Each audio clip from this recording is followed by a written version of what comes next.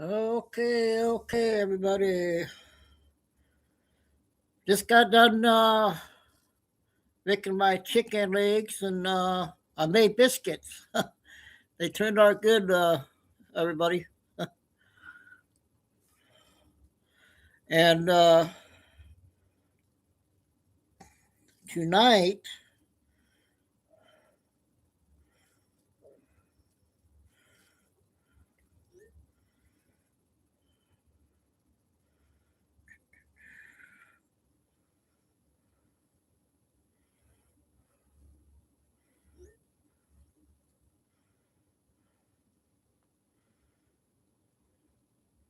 Chico's friends are here tonight. He had all 5 beer tonight. They just somebody was throwing food out, and they scared them off. So they'll be back.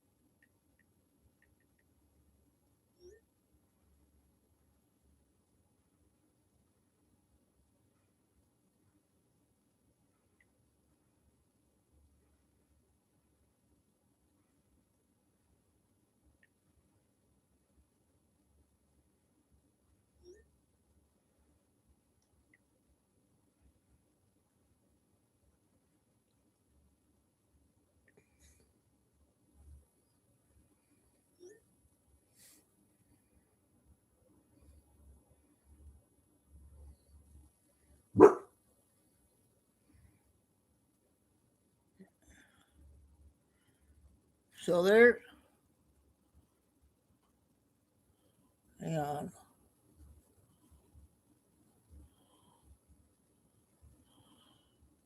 There's four, and there's one on the left. There's one on the left side, right in the backyard.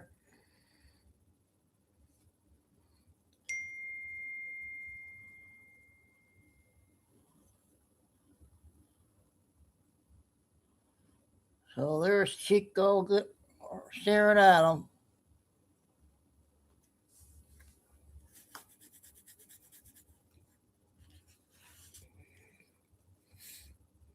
He'll have all summer.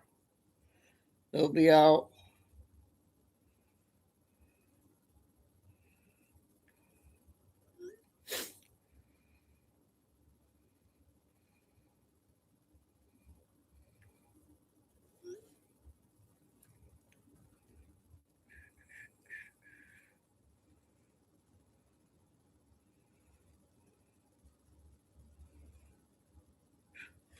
We already got 200 views, you guys, on the first show already. Can't go. Settle down. Stop. You don't need to bark. They got to eat dinner too, buddy. You just had yours. Now let them eat theirs.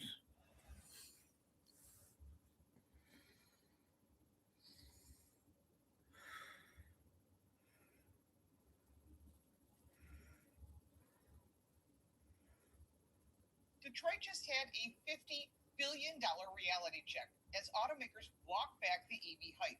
For the better part of a decade. So Lucy's in first. Okay, Terry. They're all. I go and.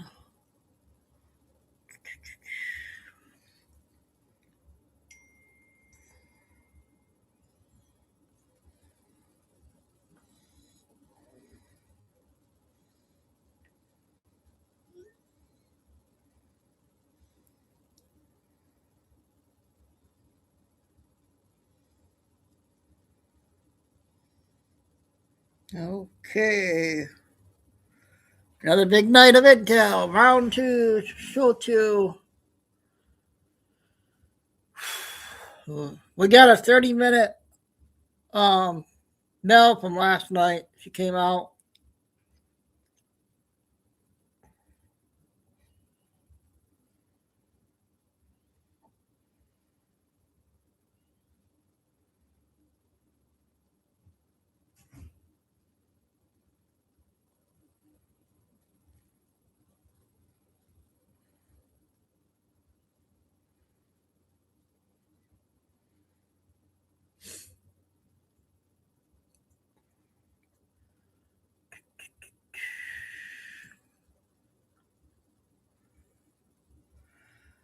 Okay, I guess we will get started. I got three of the funny one tonight. Jordan, you must be busy on the road, huh?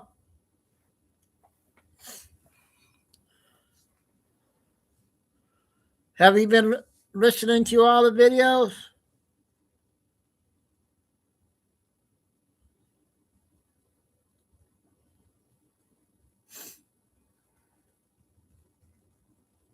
Sorry to hear that.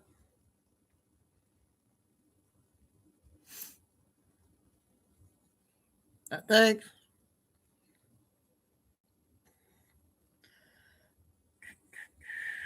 Oh.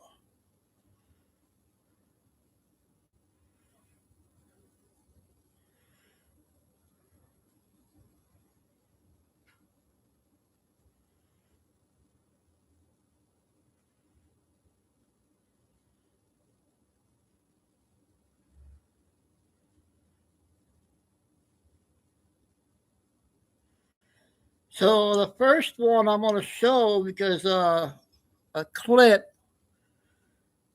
of fire rage at the world's largest natural gas fire, South Paris, Iran, struck by Israel American forces.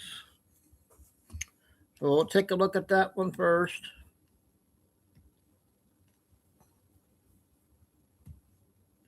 Lay down, buddy.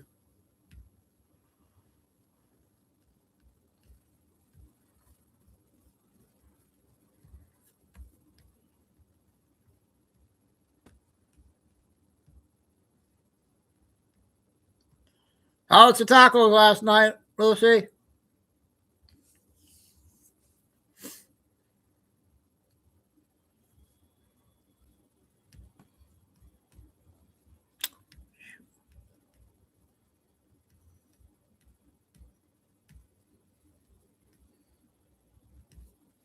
I guess there's no volume.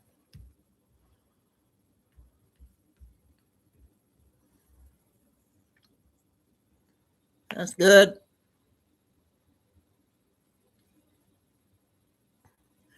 So, Jordan, what do you think of this? Will that affect anything now with this big hit?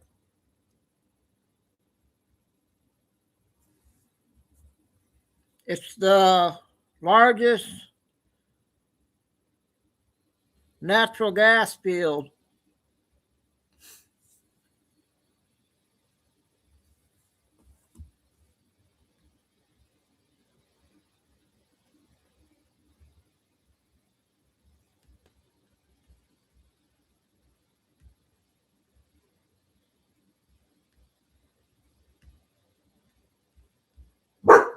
Chico. There's Chico going crazy with the deer out there tonight. All right, anybody know this?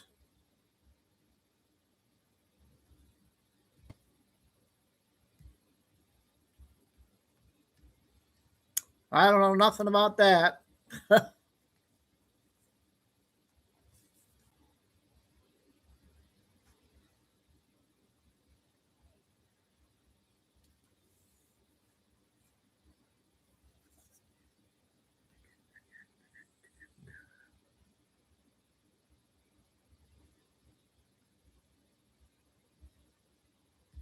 I have no idea why they did that photo.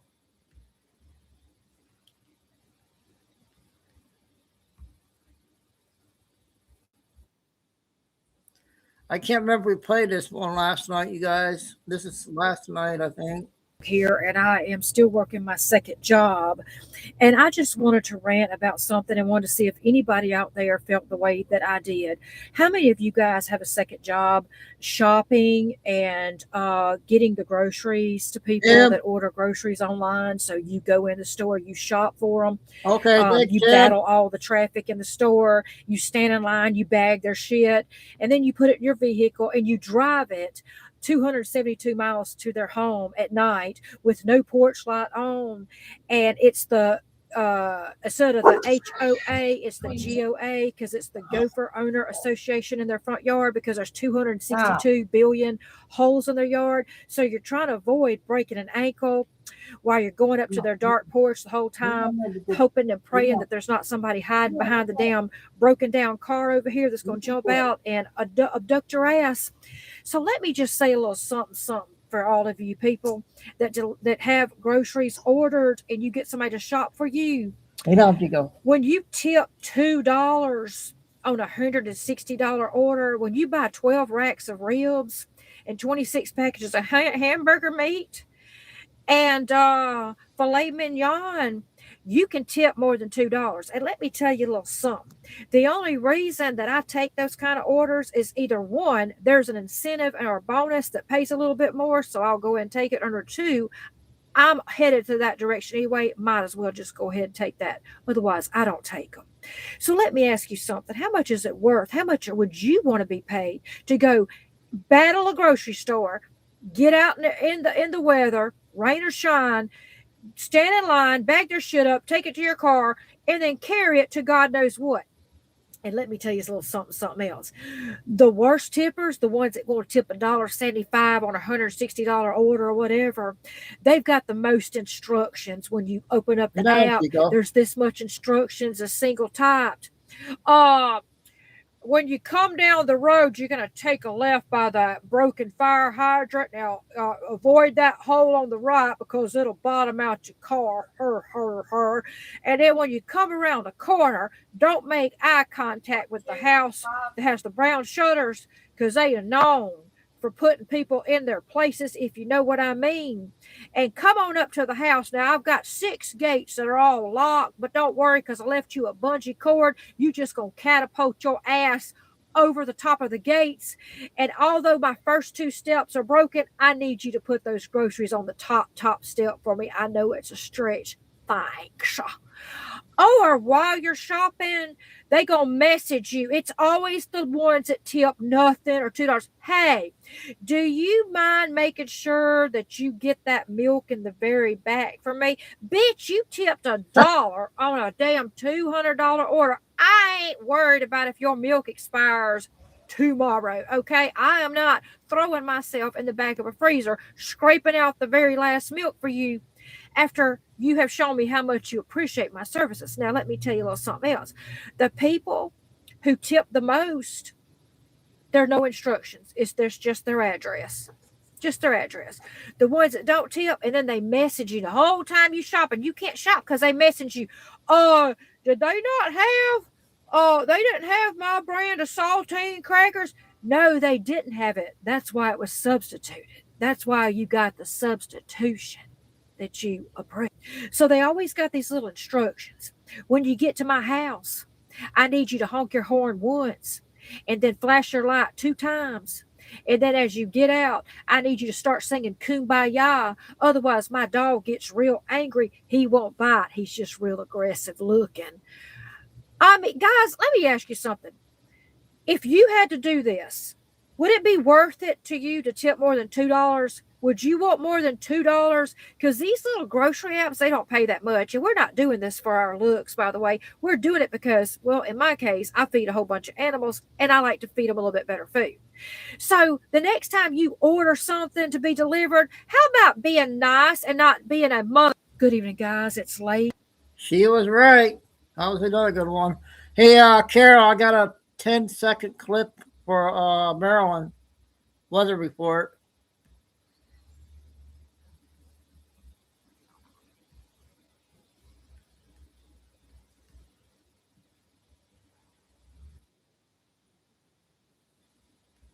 Is that, see if this is by you or not?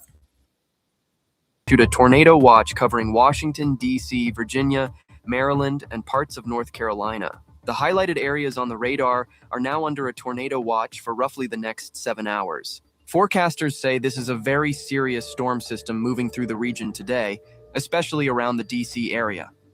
In fact, it's only the third time in the past 13 years that the region has faced this level of severe weather concern. Meteorologists say tornadoes are possible, large hail could develop, and wind gusts may reach up to 85 miles per hour. We have a major weather alert right now. The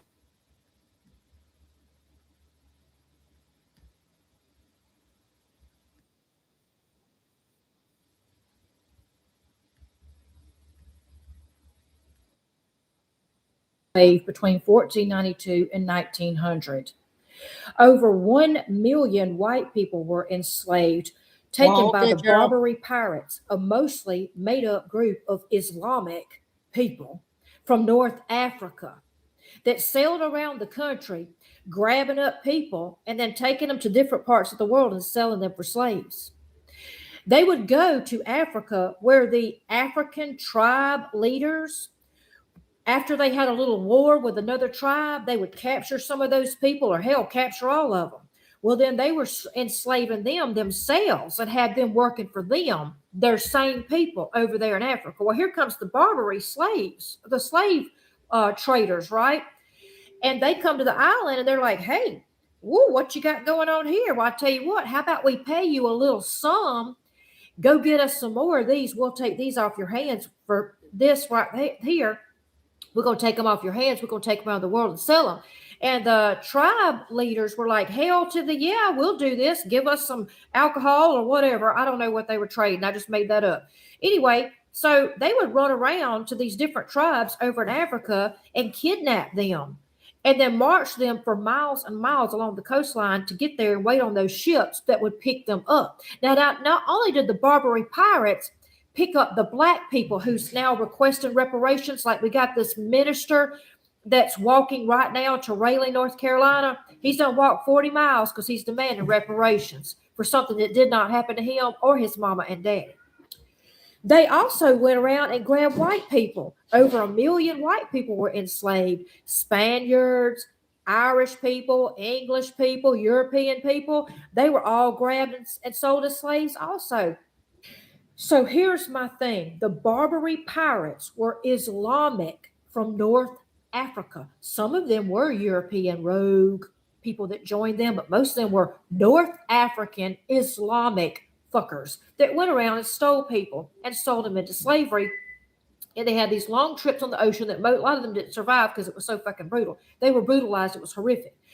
But not every slave that came here was treated like shit. And for the landowners even left land to the slaves so that they would have something. They even gave them plots of the land. The United States is the one who had enough and sent their navy to stop the Barbary pirates in the 1800s. The United States is who stepped up. Do you know the name William Garrison? Do you know the name John Rankin? Do you know those two names? You should if you're seeking reparations. There were 3 men. Oh, there were more than that. But there was 3 men that pushed so hard to end slavery. And they helped run the Underground Railroad. White people is who freed slaves. White people is who went to war, okay? Yes, the North and the South were not fighting over slavery at the beginning. They were fighting over other stuff. But then when the North came down here and saw what was going on with the slavery, the North decided we were going to make it about slavery, and they did, okay? And slavery was ended. But your mama and your daddy was not a slave. So why should you get 40 acres and a mule? If you get 40 acres and a mule, what about the Indians? Oh my God, the Indians deserve their 40 acres and a mule. What about the white people? I bet if I dig hard enough during my ancestry.com, I bet I can find me a person that was a slave or part of that, because we're all connected somehow. What about the people in other countries right now that are still slaves? Do they get a check? While they're doing forced slave labor at 4 and 5 years old, do they get a check? Stop wanting something for free all the damn time. The government is not your fucking handbag, okay? Between two. She's right again on that one. One more.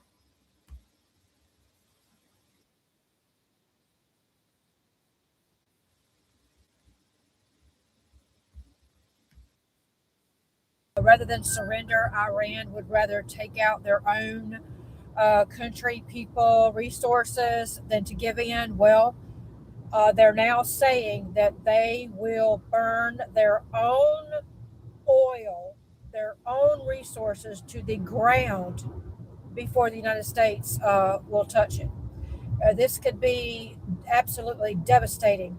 Another thing that's happening that has been confirmed, Laura Ingraham was just talking about it, it has absolutely been confirmed that Russia is absolutely helping Iran target different aspects of the United States as far as where their military is at or where they're going. I don't know how he's getting the information, but Russia is absolutely stepping in and helping Iran. Also, they are doing things like making suicide jet skis, where they just arm the jet ski, and I guess they have a GPS thing on the jet ski, and it just comes across and tries to run into different ships, things like that. So things are starting to heat up. You got to remember, when you're batshit crazy and you're backed in a corner, think about the school shooters. Think about what they normally do.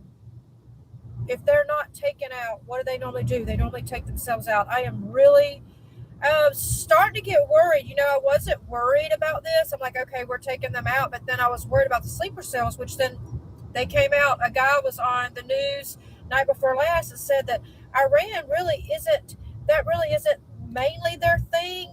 Their thing mainly is hacking into the United States, trying to hack into our medical places, our power, our water, and radicalizing people online so that people here will start doing their dirty work. So, guys, I just want to update you. This is what's going on. If you tune in, Laura Ingraham is talking about it. Newsmax is talking about it. But it's just like, my God, will this, is this ever going to end? They're like never going to give up. They're just never going to. Hey. Okay, that was 3 good ones tonight. Next one's 4 minutes.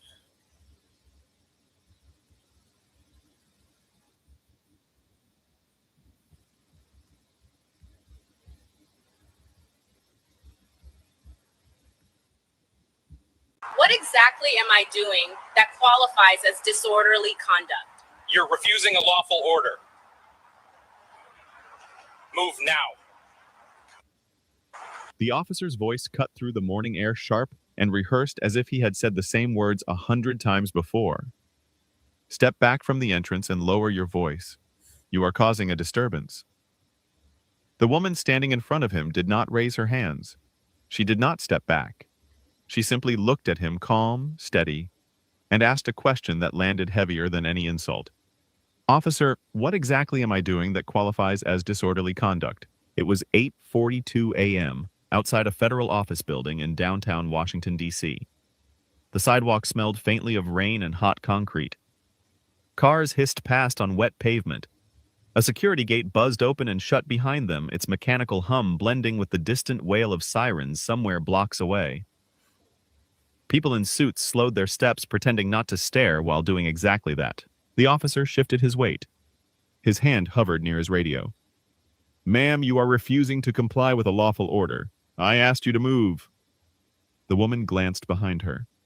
She was standing beside a stone planter, not blocking the doorway, not shouting, not gesturing wildly.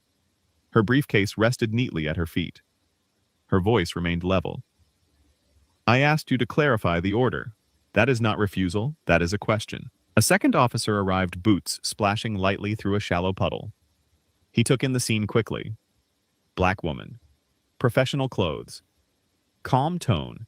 Federal building. A situation that should have de-escalated instantly, but instead tightened like a knot. Someone nearby lifted a phone. The tiny red recording light flickered on. You're being disruptive, the first officer said louder now. People are trying to get to work. The woman turned slightly, addressing the small gathering that had formed. If anyone here believes I am preventing you from entering the building, please say so. No one spoke. A man adjusted his tie and looked at the ground. A woman near the curb shook her head almost imperceptibly.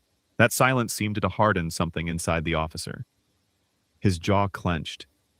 His authority had been Okay. questioned not with aggression, but Is with that composure, bad to and that play? felt It's worse. just, should I Ma'am, stop turn it, around. Papa Joe?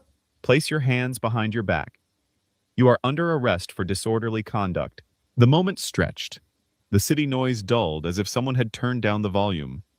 The woman exhaled About a minute slowly. left. She bent down, picked up her briefcase, and placed it carefully on the ground.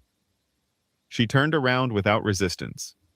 Cold metal closed around her wrists with a dull click that echoed far louder than it should have. As she was guided toward the patrol car, her eyes met the camera of the person recording. There was no panic there, no confusion, only focus. In her mind, statutes were already lining up. Case law, internal DOJ memos. She knew exactly what had just happened, and she knew what it would become. Behind her, one of the officers muttered under his breath, unaware that within hours someone would finally ask the question he should have asked first. Who did we just arrest? The story does not begin on that sidewalk. It begins years earlier in places no one on the morning commute could see. The woman in handcuffs was named Angela Brooks. Long before a patrol car door closed behind her, she had spent nights hunched over library tables, fluorescent lights buzzing overhead, stacks of case law spread out like a second skin. She grew up in Prince George's County, the daughter of a postal worker and a public school librarian. Dinner conversations were about fairness, about rules, about how easily power could be misused when no one pushed back. Angela learned early that calm was a survival skill. In classrooms where she was often the only black student, she learned to speak precisely, to never raise her voice, to make arguments so clean they could not be dismissed as emotion. Just about over. She carried that discipline through college, through law school, through clerkships where mistakes were remembered longer when they came from someone who looked like her. After graduating near the top of her class, she turned down private firm offers that promised money and insulation. She chose the Department of Justice.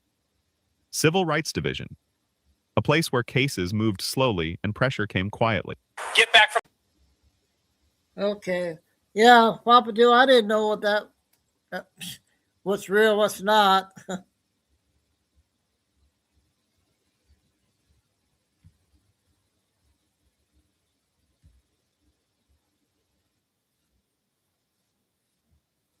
Short one. This is absolutely wild. So, this guy is Mark Davis, a leftist candidate who is running for the U.S. House in Florida's 16th congressional district, covering parts of Tampa Bay, Hillsborough, and Manatee. So, if you are in Florida and you live in this district, you really need to listen to this guy because this is absolutely wild. He treats Americans just like he does little girls. He fucks them, he sends them off to the highest bidder, and if they don't fall in line, he fucking kills them. Publix. You think I'm fucking around? Watch this. Keep watching. Donald Trump's a pedophile. Donald Trump's a pedophile and he's running our country. There you go. Go fuck yourself.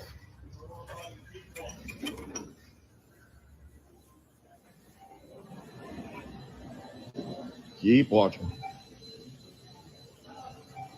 This is Publix in the middle of Red, Florida. Is that by you, Flying Eagle?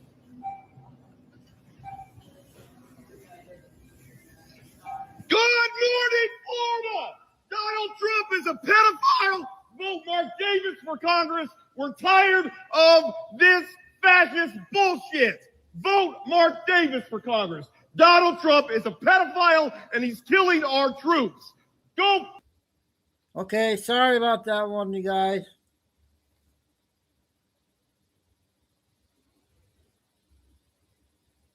All right, let's get back on track.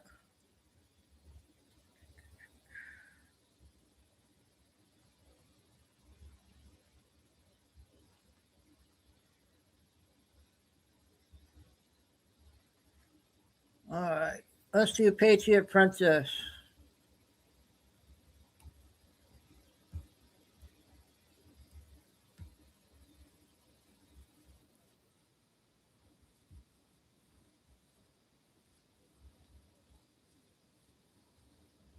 drama. Iran's controlling the shipping of oil. China's going to change the currency of how the world buys oil. Ooh. Don't listen to it. Don't worry about it. We don't need it where we're going, patriots. And plus, side note, we have a ton of oil here. We have our own oil if we need it. Oil is so 1990s. This is 2026. We're going quantum, baby. Think Nikola Tesla. I mean, think way back to Nikola Tesla and Rockefeller. Why didn't we use Tesla technology way back then? I mean, who was really behind Rockefeller? Were the Rothschilds backing him?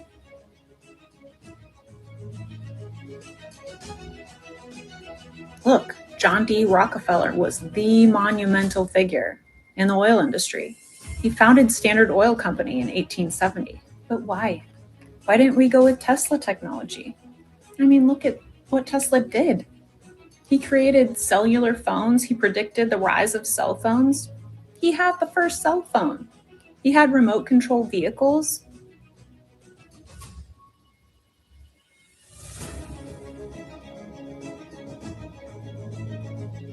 Who killed Nikola Tesla? Rockefeller? The Rothschilds? What if Nikola Tesla had to fake his death?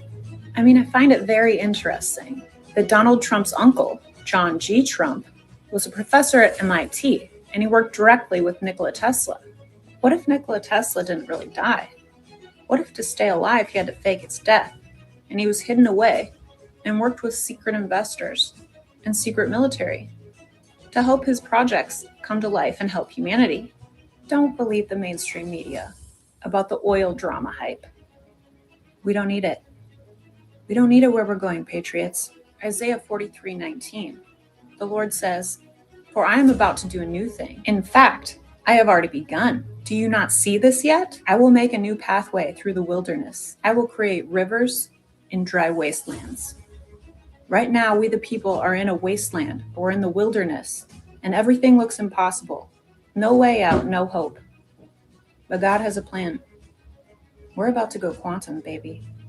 It's like nothing you've ever seen before.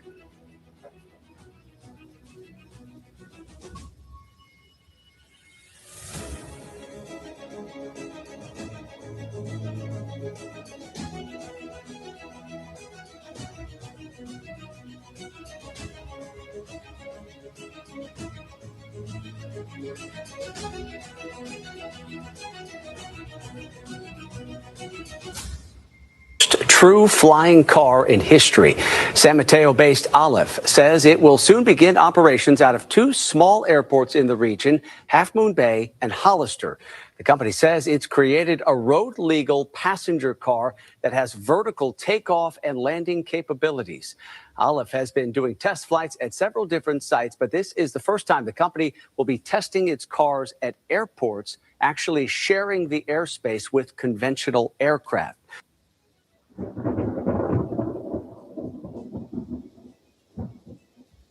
That was a short one for Patriot Princess.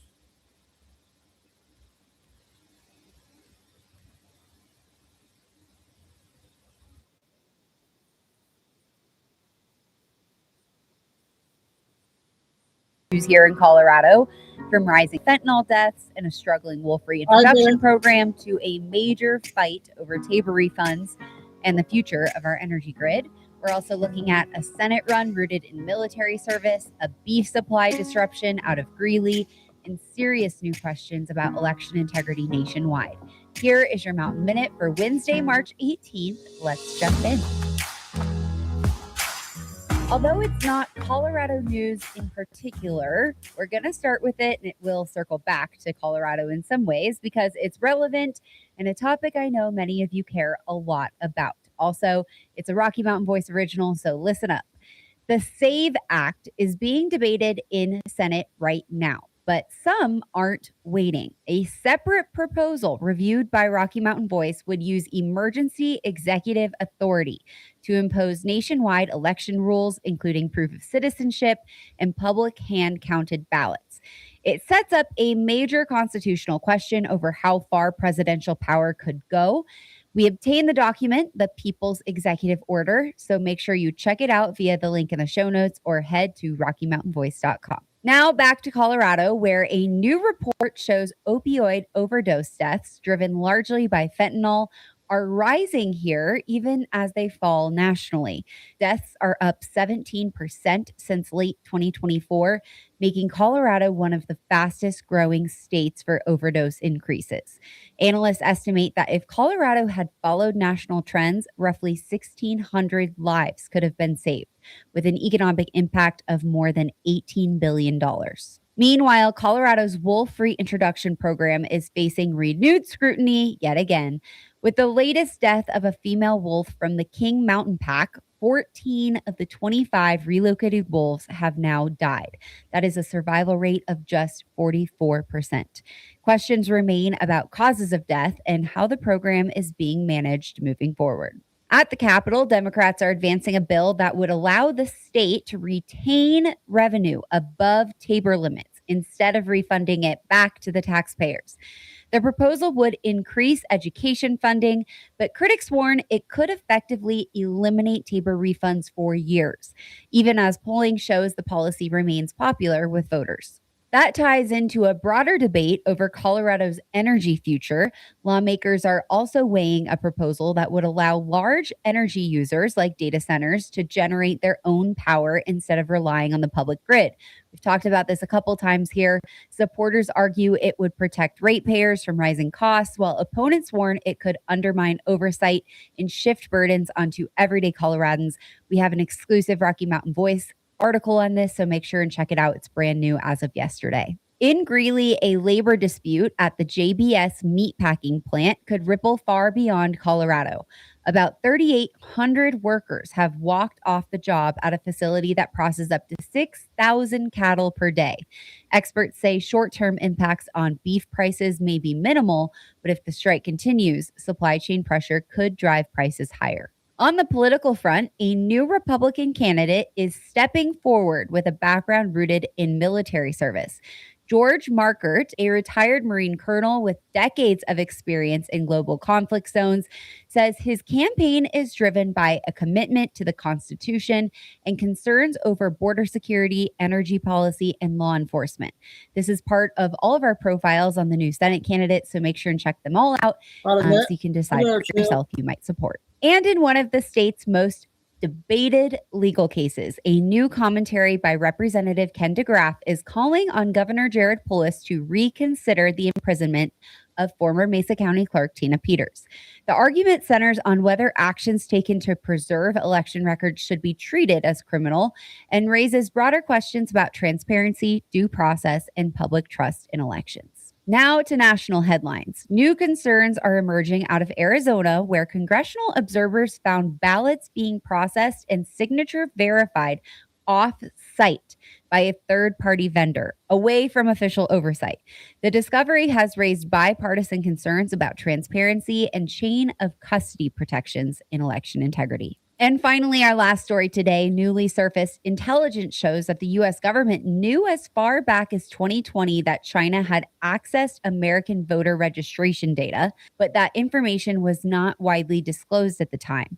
The revelation is now fueling fresh debate over election security as Congress considers new legislation. That's all for today, folks. If you want more reporting like this. Okay, the Colorado news lady. Okay, we got Trisha. Just came out with a new one here just a minute ago.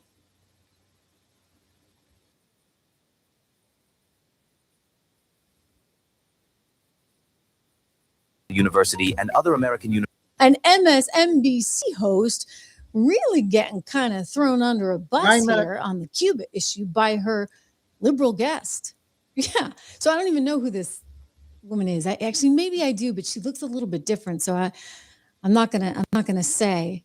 I think it's the one that used to date Keith Olbermann. I don't want to actually say. I can't remember her name. I think she's got a new haircut. Anyway, Richard Haass, who runs the CFR, Council on Foreign Relations, which I actually was a member of way back when, like as a kid. Like they have these like term memberships that you can get when you're younger, and then you elect to stay or not. And I elected not to stay.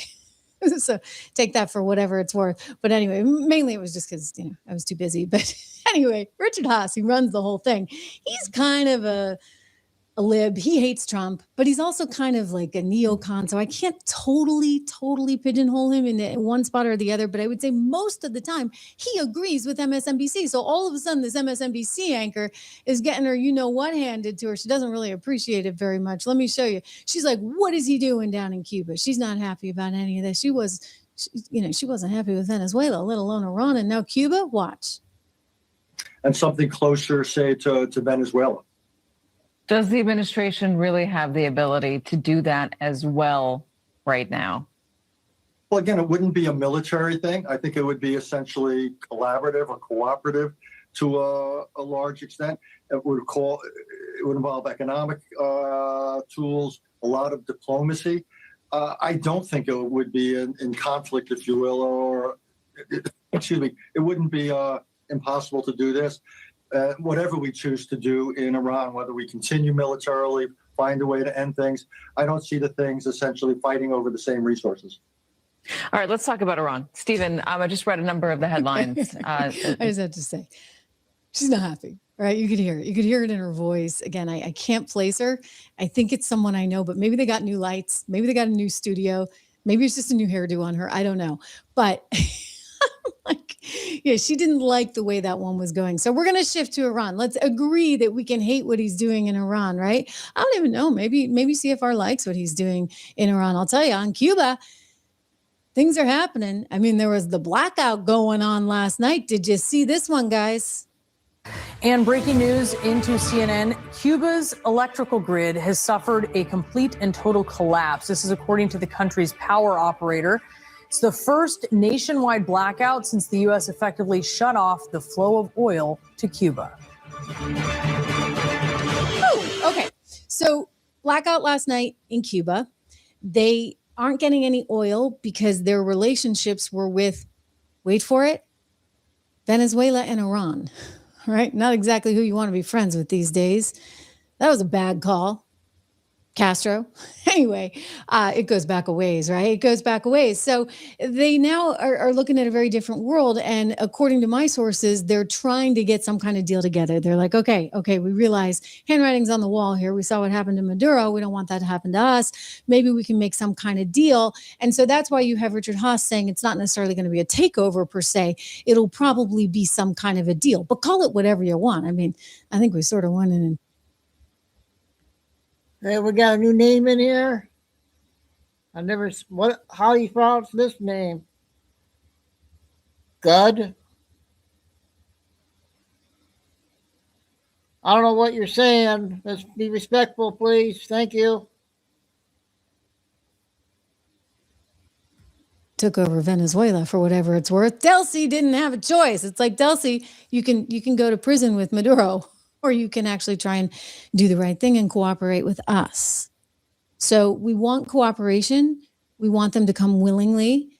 But Donald Trump's like, they're going to come one way or another. Full stop. Listen to him here in the White House talking about Cuba.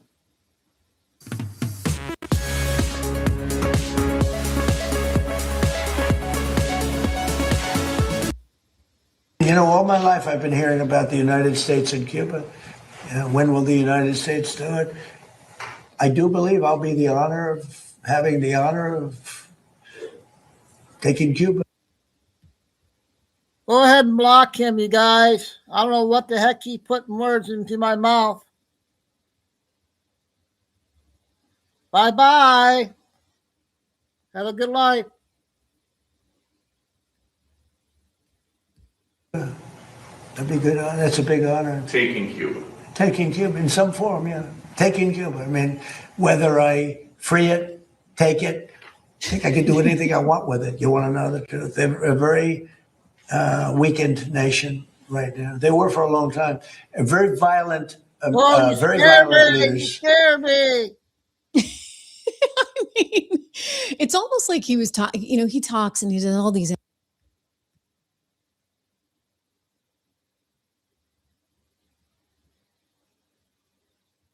Keep pushing it at, oh man, I don't know how.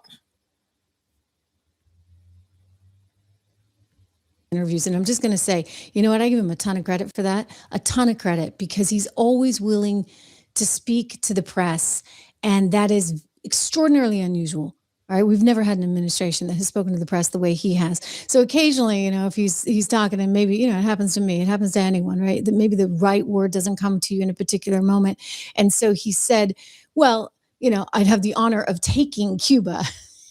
And people will read too much into that, and they're going to assume he really means it, like he's taking Cuba. And I'm going to tell you, knowing him, no, he doesn't mean it like that. And you heard the Fox reporter actually say, wait, take, and kind of giving him an out. Like, but you know, Trump he's not going to take, he's like, yeah, I said it. I'm going to double down on it. So, you know, whether I'm taking or freeing, I guess it's all a matter of how you look at it, right? You know, if you're one of the commies there that's related to the Castros in Cuba, you may just see him as taking it. If you're anybody else that's stuck living in that hellhole thanks to the communist, god-awful regime that has just depressed the economy and ruined the lives of so many people, then that is freedom. That is freedom. But, you know, the media is going to go wild on this. Of course they are. I mean, for goodness sakes, Joy Behar on The View has already started in. Ladies and gentlemen, cue the tape of this nasty woman. He knows at the point where he has threatened to invade or take over Greenland, Canada, Mexico, Venezuela, Cuba the Gaza now. Strip, and now Cuba. Yeah, now Cuba. It reminds me of somebody, I can't remember his name, who said, today Europe, tomorrow the world. Who said that? Let me think. Okay, you know where she's going. Okay, so that was Adolf Hitler, and she's trying to somehow draw this parallel, which I find nauseating and disgusting and really offensive to history and to the 6 million Jews that were slaughtered and to all of our allies and to all of our soldiers that we lost in World War II. And yet you got idiots like Joy Behar that are going to get up there with her little friends like Sonny and Whoopi and try and pretend like he is Hitler. I mean, enough already, guys.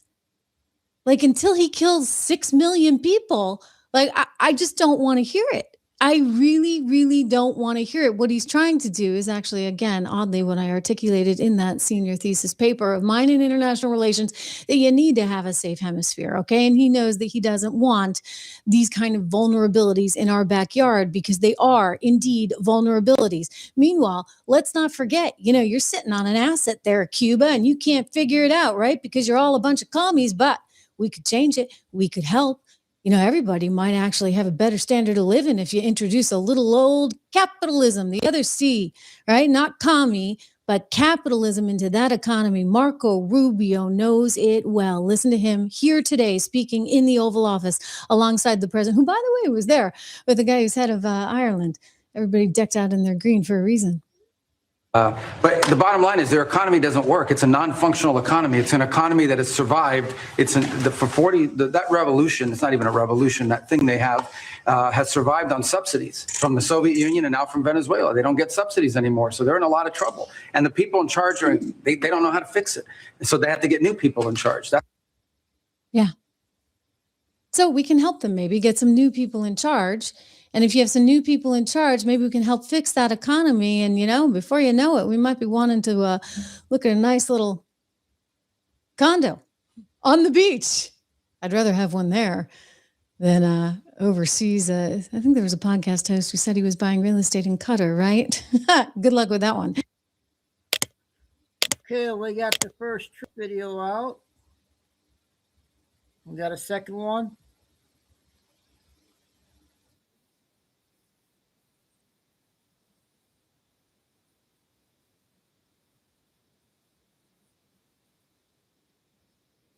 Getting help is easy. Gavin Newsom doesn't think his state did This anything one wrong. is, Gosh darn it, no. Even though he's 3 being minutes. accused of $80 billion in fraud, he wants Nick Shirley to go home. Look at this. He puts this on social media. He's so juvenile. He's just so sleazy. I don't know. I'm trying to look for the right word, okay? He's just juvenile, like, blah. Anyway, not smart. I think the president called him dumb or low IQ recently as well. Anyway, he puts this out. Nick Shirley right now, hey, can I see your kids? I mean, that's just a wacky thing, right? As you know, you see what he's trying to do and insinuate there. And Nick, class act guy that he is, comes back with, I will read it to you. He responds, this is last night. You do realize I'm trying to help America eliminate fraud and waste, right? No need to try and make me look like the bad guy for exposing fraud. People are over it. Start working for the people and not against them. Well said, my friend. Well said. Gavin, you might actually learn a thing or two. Start working for the people, not against them. That'd be great, because you know what? We're tired of it. We're sick of it. And now we got the team on our side. Listen to JD Vance talking about the outrageous, disgusting behavior we saw in Minnesota as it related to kids with autism.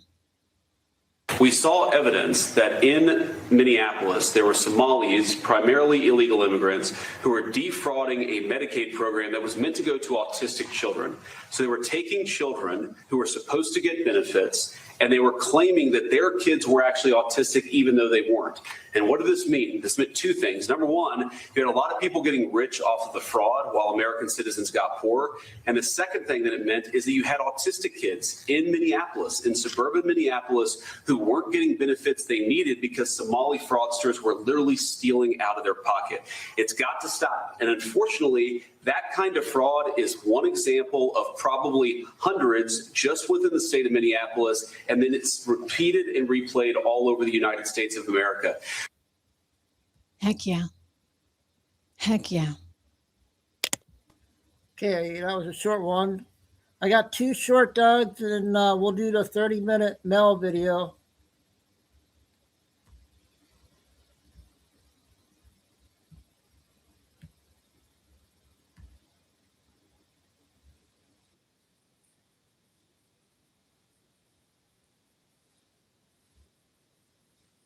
Act, which is being debated right now. Some say it's being set up to fail, but Jessica Tarloff has no facts on her side. Based Mike Lee is going to straighten her out. So welcome. This is where the happy patriots hang out. You, the audience, are the heroes to me.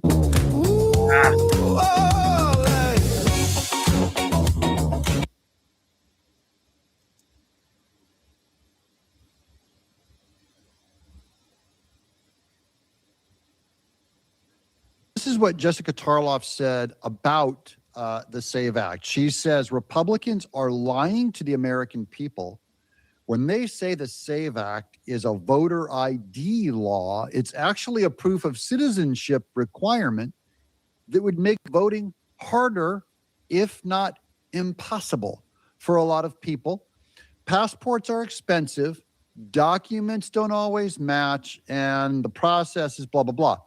So, but this was actually retweeted by Based Mike Lee. So this is Mike Lee. You guys know him, right?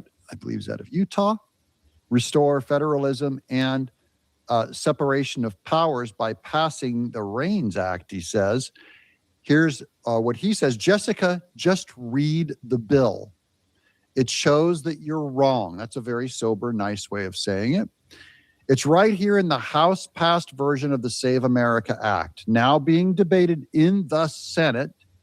In the text, starting on page 12 at line 22, he proves her wrong and proves that she has not read the SAVE Act. Here's Jessica Tarloff with apologies. Well, it's very easy to be against the Save America Act. Lisa Murkowski and Tom Tillis are against the Save America Act. And it sounds, when they have a vote on it, and move on to other things, because this thing is absolutely dead in the water. And Joey was the only one who actually used the correct term in talking about how this was a proof of citizenship bill, not a voter ID bill. If it was a voter ID bill, I think you could get a lot of Democrats to talk to you about it. Jim Clyburn has been out there saying he's for it. I had to leave 2 times and come back to have the right identification to be able to get my real ID, because some of my IDs said Jessica Brooke Tarloff, some said Jessica Brooke Roberts Tarloff, some just said Jessica Tarloff, and that wasn't good enough. That's a great story. It's a real experience. That's cute. But I know, Greg, but the point is that's it's not. And I didn't that's interrupt the problem you, with even though you bureaucracy. Fine. Who runs that? So doge it, but also doge this bill. There is an opportunity. Look at her sweating. She's so angry that Greg Gutfeld said 3 words to her. Then you say we're for automatic voter registration, and that also that Election Day is a national holiday, because you want to make it easier for people to vote, not harder. Now you have There ideas. are some on We've always had that idea. Again, why are you interrupting me? I let you Because it's talk. fun. Because Okay. you act like I don't act like somehow anything. I act like somebody that knows what the Save America Act actually says and what it would require and who it would disenfranchise. Young people, old people. Mike Lee just proved she doesn't know what she's saying. She didn't read it. And now she said that she's for one-day voting, making a national holiday, which most Republicans do support. So now she's coming over, and that's all Greg Gutfeld said is, why do you support that now? And she completely goes unglued, and she's sweating. Married people. It's not if you are disenfranchising adopted, anybody. Really, if you cannot get yourself registered to vote because you don't have a passport, give everyone $165. Go door to door. You get $165. You get $165. Or if you change your name, you were in the adoption system. You were in foster care. This is the best way to cover this gap. I have this gap right here between my stovetop and my countertop where food and stuff gets stuck, and it's super hard to clean. These stove gap guards totally fix that problem for me. Because all you gotta do is take these, you put them. Guys. She's flipping out. Good job, Bob. She's losing Good it. job. Not one that the Democrats would approve, because they'll only approve it if it allows illegals to get a voter ID. If your 45-47 joke was funny, that was hilarious. That was legitimately very funny. Yeah, she's very furious, and I do like seeing her coming unglued on this. And remember, as Mike Lee, Starfire, well, how long have you been following me? I always talk through a thing. I'm not very long. We just had a troll in here. he said she has not read the bill. Most people have not. I called chapter, and pre-existing conditions will prevent them from covering you. It's only partially true because some pre-existing conditions do indeed prevent you from being covered, but some pre-existing conditions are covered by other Medicare plans. And one thing that we know is that most people are on the wrong. You mean, are you talking about Jessica and what's his name? Okay, I didn't know if you were talking about me or talking about the show. I apologize. Sorry.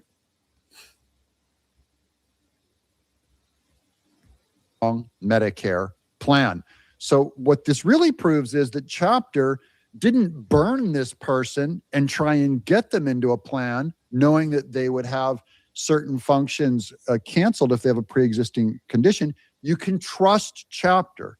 They'll use their AI program to help scan all of the Medicare plans and see if there's one that will still take you for your pre-existing condition. That's how much they care, and that's how much I trust chapter. Give them a call, 631.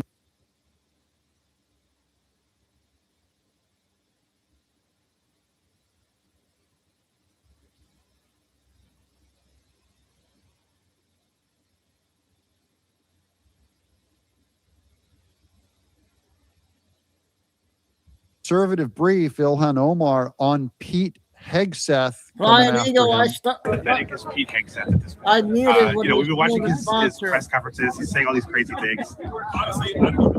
I mean, what can you say? You know, he's always been pretty pathetic. Yeah.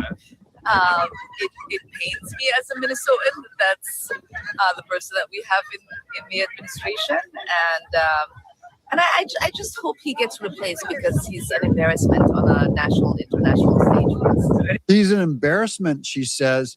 He's an embarrassment because he's destroyed her best friend, the Ayatollah, her buddy. The Islamic radicals that want to keep all women in a bag and throw acid in their face, and they can't vote. Pete Hegseth overturned that regime. This is his third successful thing. She says he's just pathetic. There's no specifics on her insult, just the typical stuff that you hear from this weirdo claiming to be Minnesota values. She goes, Minnesotans don't, is this how Minnesotans feel? Do you think most Minnesotans don't support Trump? This is her weird comment about Trump after he said that she married her brother. Ilhan Omar said on Twitter, the most disturbing part of this unhinged comments is how comfortable he is in telling the world how stupid he and his followers are. This is Ilhan Omar of the majority of Americans who voted for Trump. She believes that we're stupid. He and his followers are. She attacks all of his followers. That's disgusting. But now this is really gross. But I guess it's expected from a man who regularly and publicly fantasized about sleeping with his own daughter and is clearly implicated in the worst pedo cover-up case. She means the Epstein files. So this is why I'm not even angry at Ilhan Omar for being a jerk. I'm angry that Thomas Massey doesn't have the wisdom to not agree with her. He has repeated all this stuff. So has Marjorie Taylor Greene. So I'm only saying, Ilhan Omar, these are lies. And this is how she lashes out at Trump, claiming he wants his own daughter when she wanted her own brother. Now, yesterday I said that Tulsi Gabbard could be in trouble with her job because her number 2 got whacked. And this is a clarification. I always clarify if I get something wrong. I said Tulsi Gabbard could be next to be fired. Here's Carolyn Leavitt, in her own words, said Tulsi Gabbard is 100% safe. So I was wrong. Let's let this stand in our minds. Tulsi Gabbard's job in jeopardy right now, given Joe Penny's death? Not to my knowledge. I haven't heard the president say that, nor have I heard him say that. So obviously that's a question for him, but I haven't heard him to say that at all. So she hasn't personally heard Trump say that Tulsi Gabbard is next. And look at how lovely she has the glow because she's pregnant. She's chunking out. Good girl. Looks lovely. And I'm happy to clarify when I get something wrong. If I'm ever wrong about Pam Bondi, you guys know I'm coming to you, and I was wrong about Tulsi Gabbard. And so I got on top of this one within 24 hours. So no, her job apparently, according to Caroline Leavitt, and she would know, apparently Tulsi Gabbard is not on the bubble to be fired. We got him. Don't forget to subscribe. Don't forget to call chapter, link in the description. It's always the first pinned comment. I'm Doug in exile. What do you think? Okay, I got a new Derek video. It's 8 minutes. And then we'll do the 30-minute Mel video. Come back and I got some more Dougs.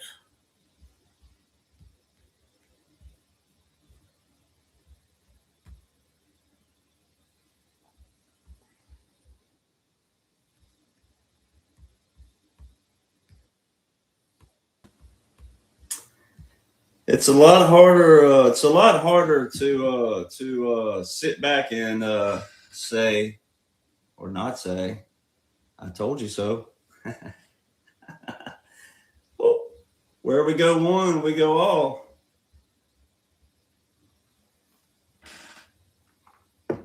I remember a couple years ago, all these podcasts I was going on were saying, "Oh, we got to show compassion.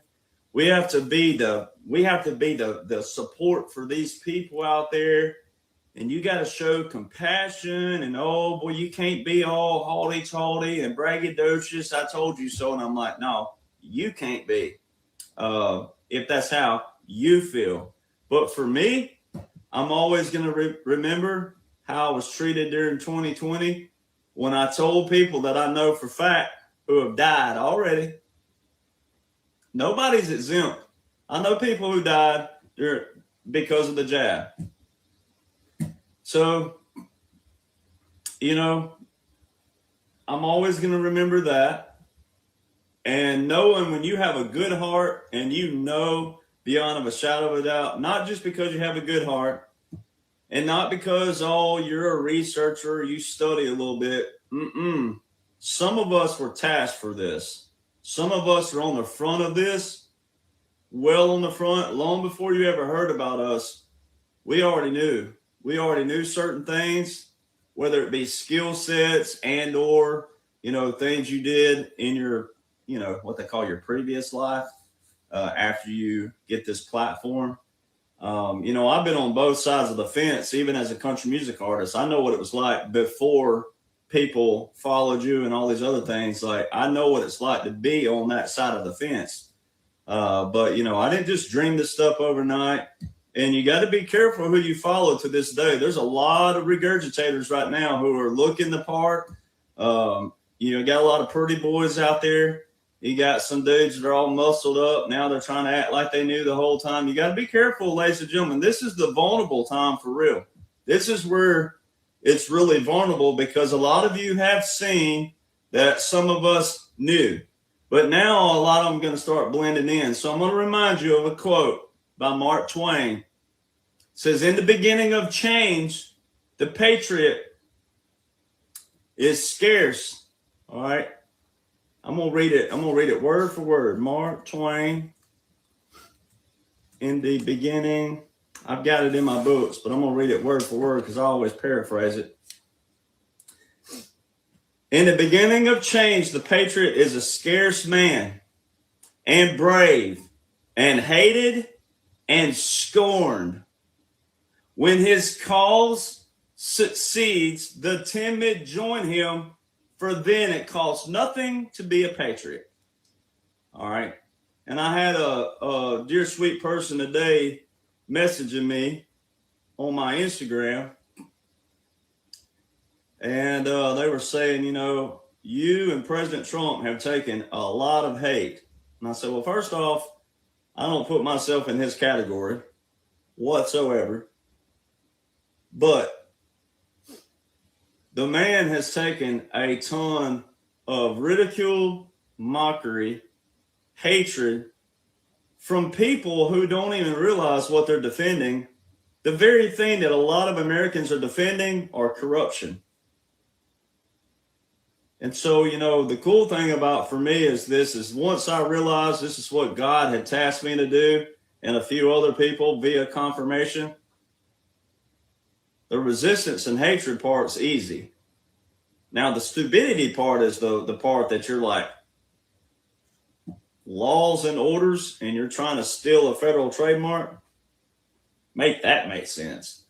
So some stuff you do have to address and go after. It's kind of like setting a tone kind of deal.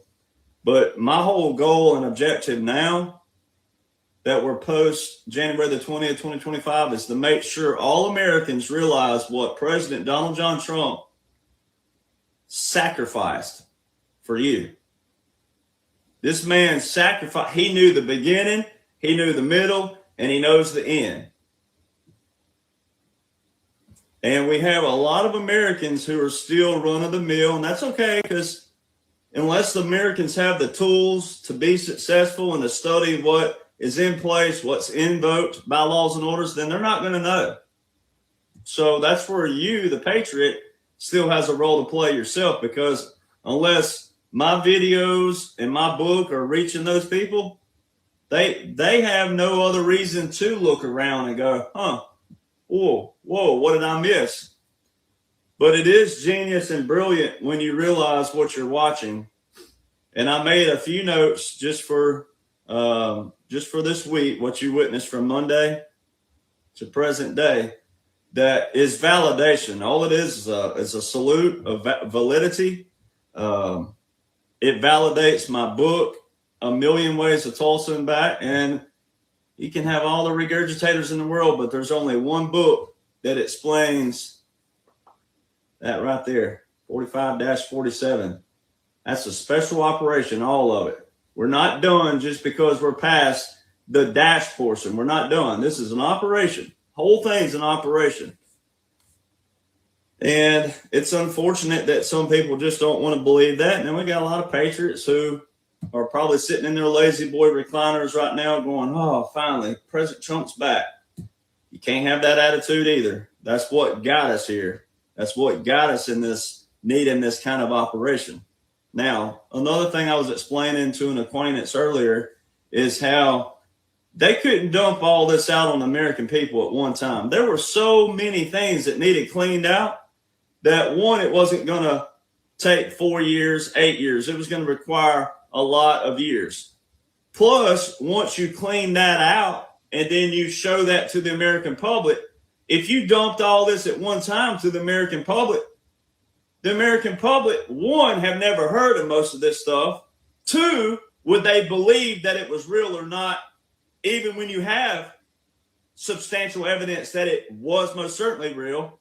Three, when they clean it out, you present the evidence. How many people are going to appreciate that from the true factor of appreciation? Some of you would, no doubt.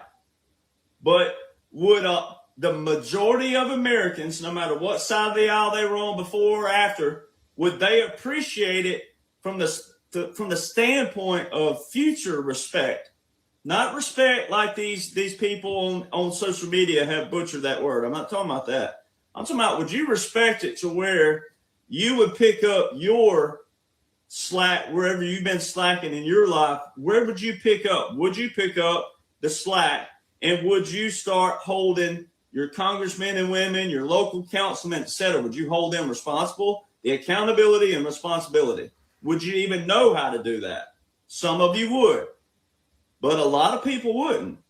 People would go right back to the lazy boy, kick it back, go, woo, I'm so glad there are people like President Trump and Derek Johnson. And so, yeah. Okay, that's a new DJ. We're going to play Mel. But I got a photo here of Mel, our First Lady here. I'm going to share it on my phone because they go by individual ones, so it's better on the phone. Yeah. You guys see all those?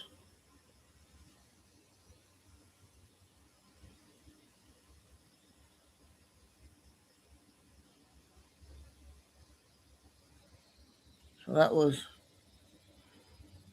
all right. So we got 30-minute Mel.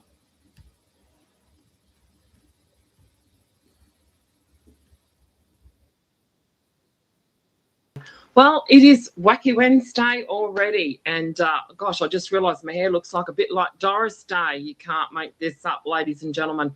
Well, welcome, welcome, welcome. This is going to be our regular time, so whatever time it is right now where you are, this is going to be our regular time slot. I've had to change a few of my schedules to fit and have a little bit of a good night's sleep, so to speak.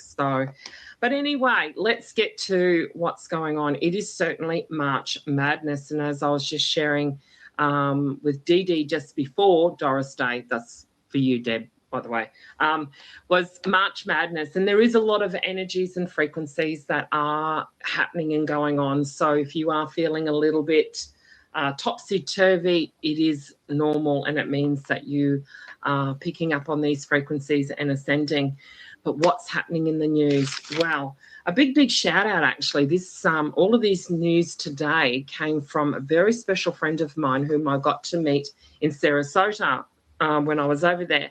So love Trumpy. This one is for you, girlfriend, because this one just said the story of everything that is going on today. So Indonesia are holding their interest rates at 4.75%, while Australia rises theirs to 4.1%. Why is this important to the currency revaluation?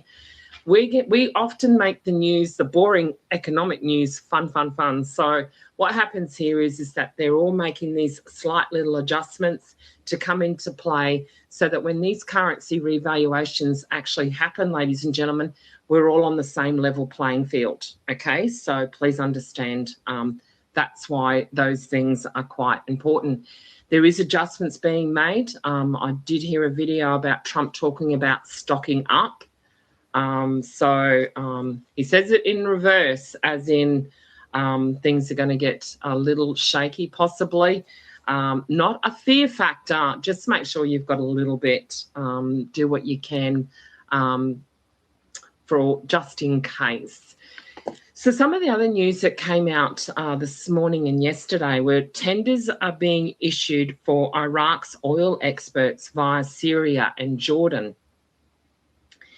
Now, this is where we have to define the bullshit when we start reading these news articles as well, because one of the next articles comes up and talks about Iraq reaches a deal with Iran, who's at war, supposedly. But we know they're at war, but on the oil tanker passage via the Strait of Hormuz. Now, ask yourself this question, ladies and gentlemen. If you still are not figuring out that this war is necessary in the sense that it's not about anything but taking back control or giving back control to those nations that had their commodities and that's stolen from them. So we've got these two articles out of Iraq about tenders being issued. That also tells me one very exciting thing as well. It indicates to me that new contracts are being made. And these new contracts, ladies and gentlemen, I can guarantee you, as true as I sit in front of you, that these tenders are going to be in the new rate, okay? So that's number one. The second article is talking about the oil tanker passage. It's with Iran. Iran is at war, understand that.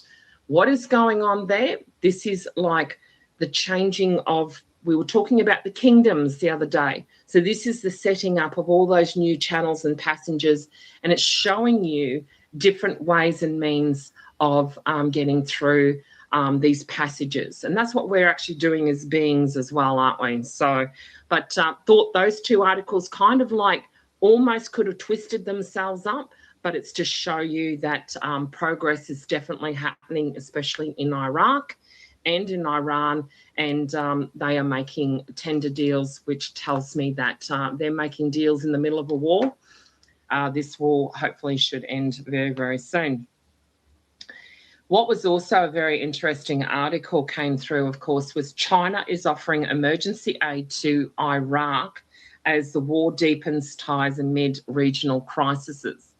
Now, why is China sending emergency aid to Iraq? This, ladies and gentlemen, is not what you actually think it is. And this is why I post different articles, because these articles are not there to tell you anything. They're to show you how ridiculous the MSM is as well, but there is some good stuff. But China is also offering these emergency aids to Iraq is because also they have to repay back damages they caused as well. This, again, it's got to do with trade deals. China is sucking up to Iraq because they are about to receive oil and oil trades. So they're sending them emergency aid. Do you see where I'm going with that? So I thought it would be a fun day today to go through and explain some of these articles, because often you sort of skim through and go, oh, that's boring. What does Mel mean about that? So this is what I'm reading so that you start to get to read or see parts of what I'm seeing as well. Egypt, interesting. This one came up after we were talking about it in our humanitarian groups. Egypt says a crisis could be a warning sign for global economy in financial turmoil. The first thing went through my mind was they could have used financial mayhem, but they didn't. But that's a bit unfortunate for me, isn't it? But Egypt, of course, where Egypt is actually situated is, and we have heard on the grapevine that they have, the military have actually locked down all their borders. So what happens here is, of course, when we're talking about all these things about Iraq, they have this development road, as I said yesterday, that they were talking about, they're extending right through to Europe. Well, it actually goes through Egypt and that as well. So again, this has all got to do with the theatre over the top of what is actually going on here in the background. So for Egypt, talking about the financial crisis of the oil, how it's going to impact them. Just remind yourselves, ladies and gentlemen, that Egypt in 1952, 54, they were a very subtropical continent. They were not what we see today. It's the same with Lebanon, Syria, and all of those beautiful, beautiful places. And they are beautiful places, and they are going to be some lovely places that you would like to go and visit when this is all said and done, I am sure. We're also seeing a lot of travel things as well in these countries. They are priming themselves for when this world changes, that these are going to be places that you're just going to want to visit. And as I said, they were very subtropical areas. So some good news did come out of the mainstream media out of these articles, and it was regarding that mining could rebuild Venezuela's. Well, again, go back in history. Venezuela was a very, very wealthy nation. So having that mining article come up about how they're going to rebuild their country, thank goodness for that. They're not going to just rely on oil. They do have many, many rare earth minerals and that there for Venezuela. So I'm looking very forward to all of that. Well, let's get into some banking stuff. I'm going to talk a little bit about Australia, but then I'm going to talk about Wells Fargo and that, and some fantastic articles that came out.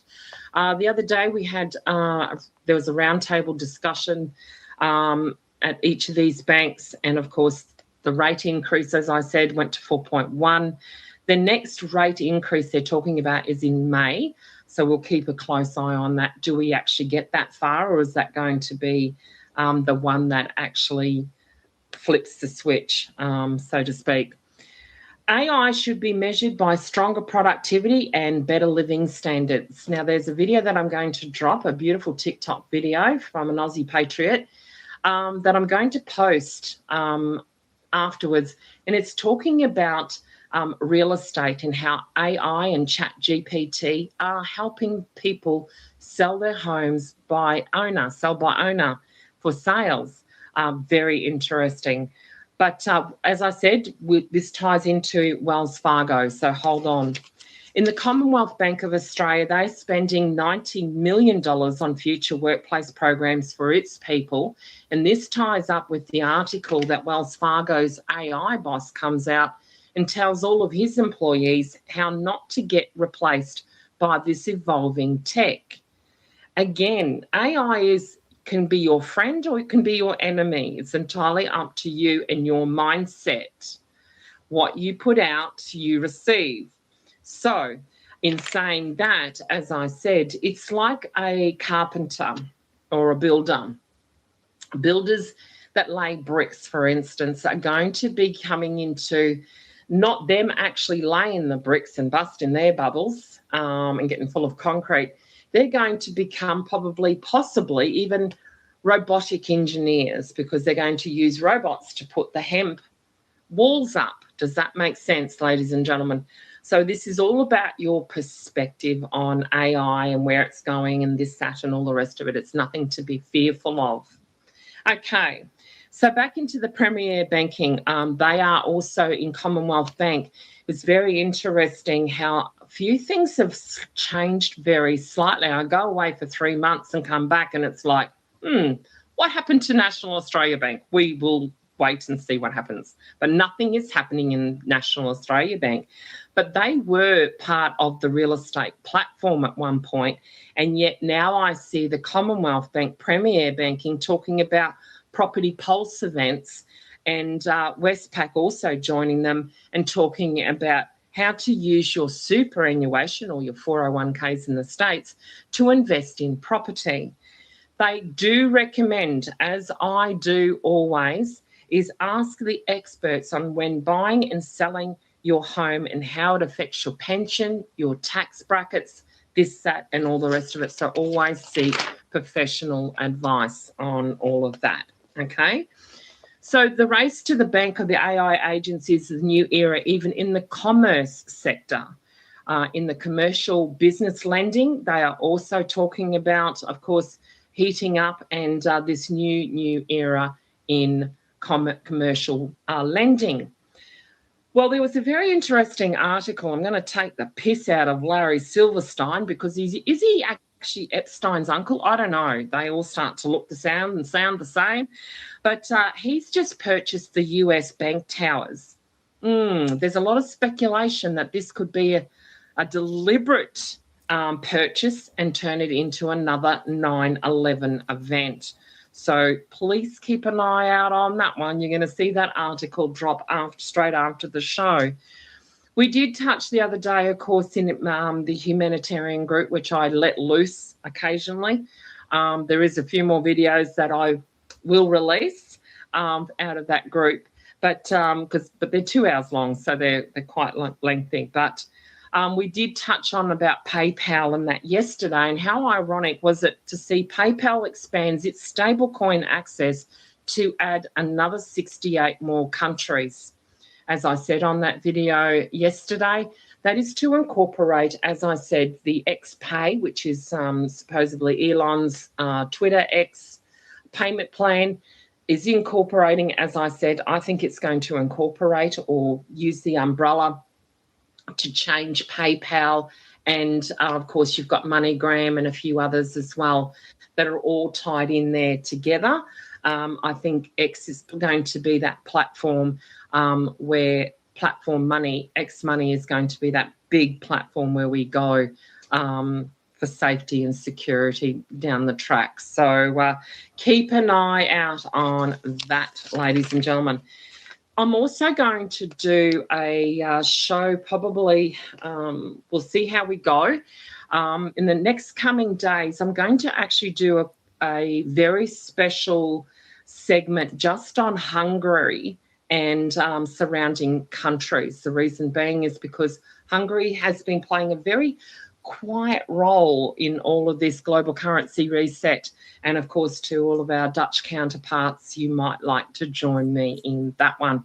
So for now, ladies and gentlemen, we're going to take 3 questions. I've only got another 15 minutes and then I've got some things to get stuck into. But Linda, you are there. Let's unleash you, Linda Richardson.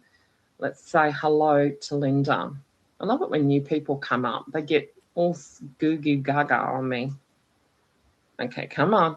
Come on. All right, Linda, you have been unleashed. Oh, did it work? No, it didn't. There we go. No. Yes, it has. There we go. Linda, you are ready. If you're there, hello. And and Cherie, there's 2. And who's going to be the 3rd one? Who would like to have a quick Q&A with Mel, just very briefly? Oh, sorry to interrupt, Mel. Yes, Debbie. Can I be the Of course you third can. person? Thank you. Absolutely. You can. No worries at all. Oh, in Colorado.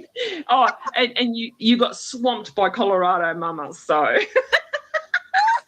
that's really, really funny, Deb.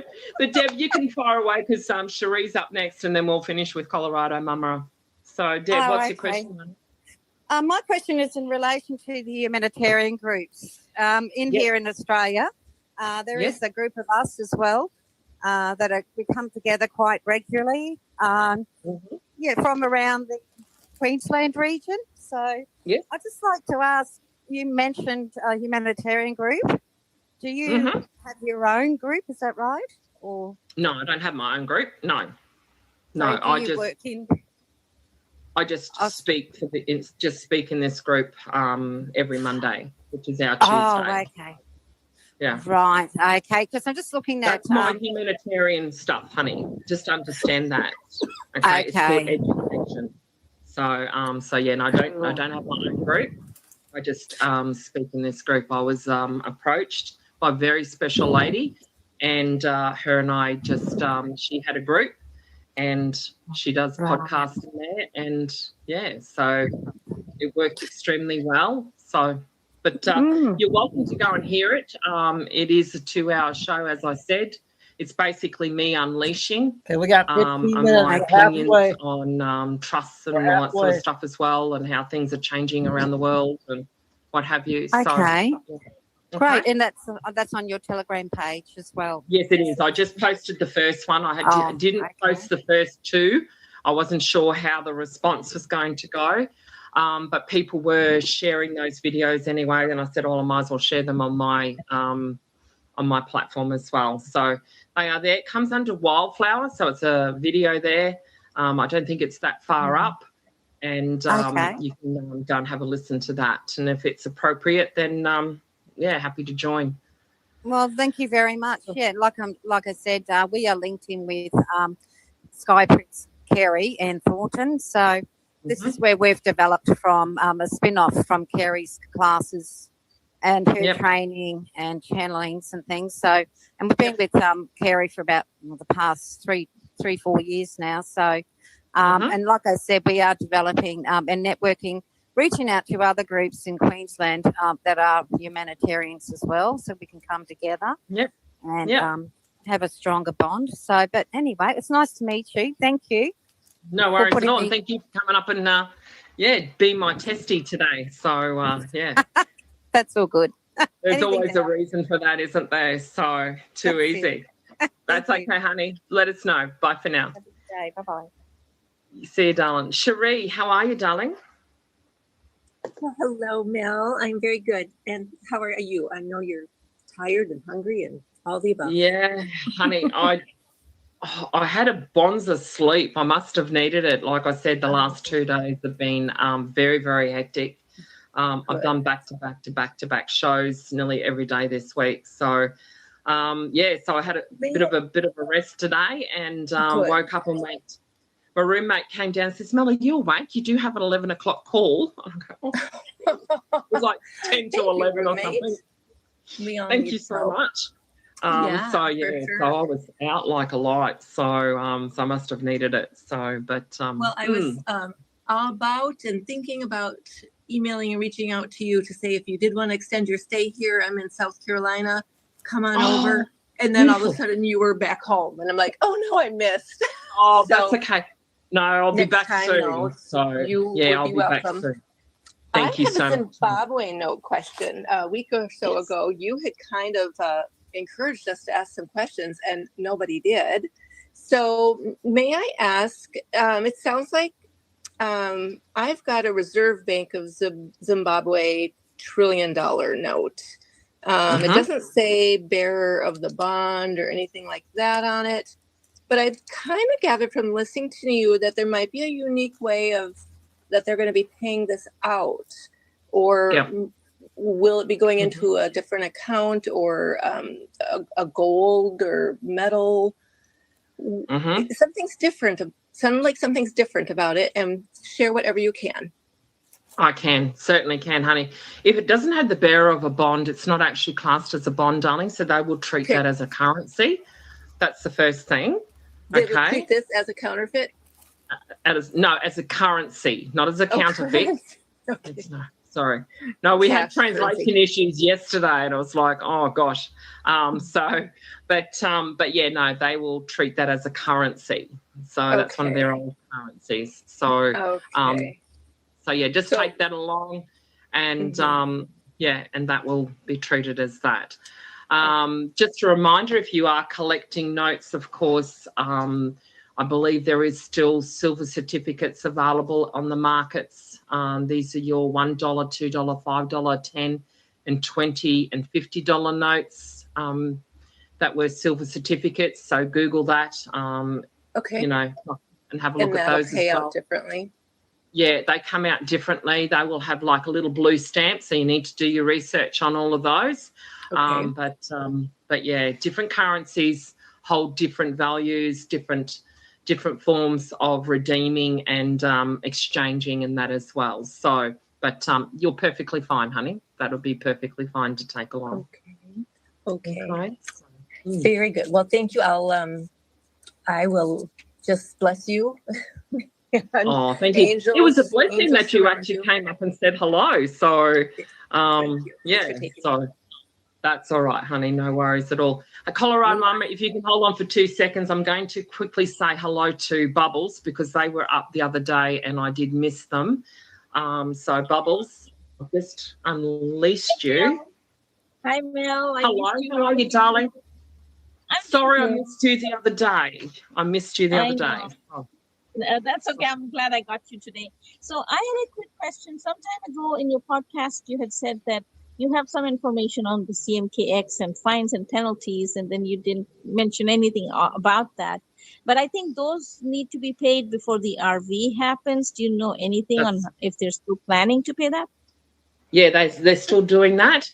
It was through the CMKX research that I'd done that I discovered it ties in with what Cherie was just asking regarding how they're going to actually pay out those stocks or the dividends of those stocks from CMKX and for fines and penalties and things like that.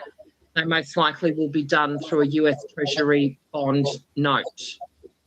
So just putting it out. Just before, because it's fiat, I think they have to pay the debt off first and then do the RV.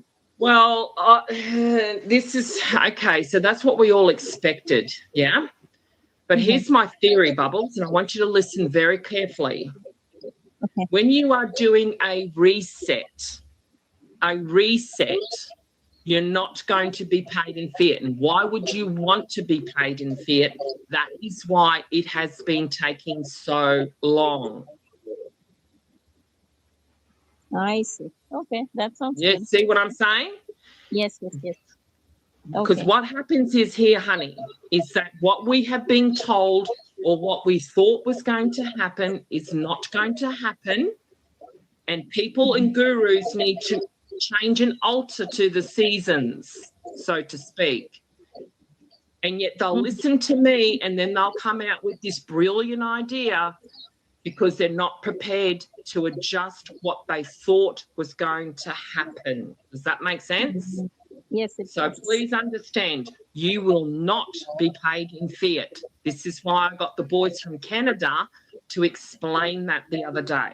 You do not want to be paid in fiat. And Okay, having great.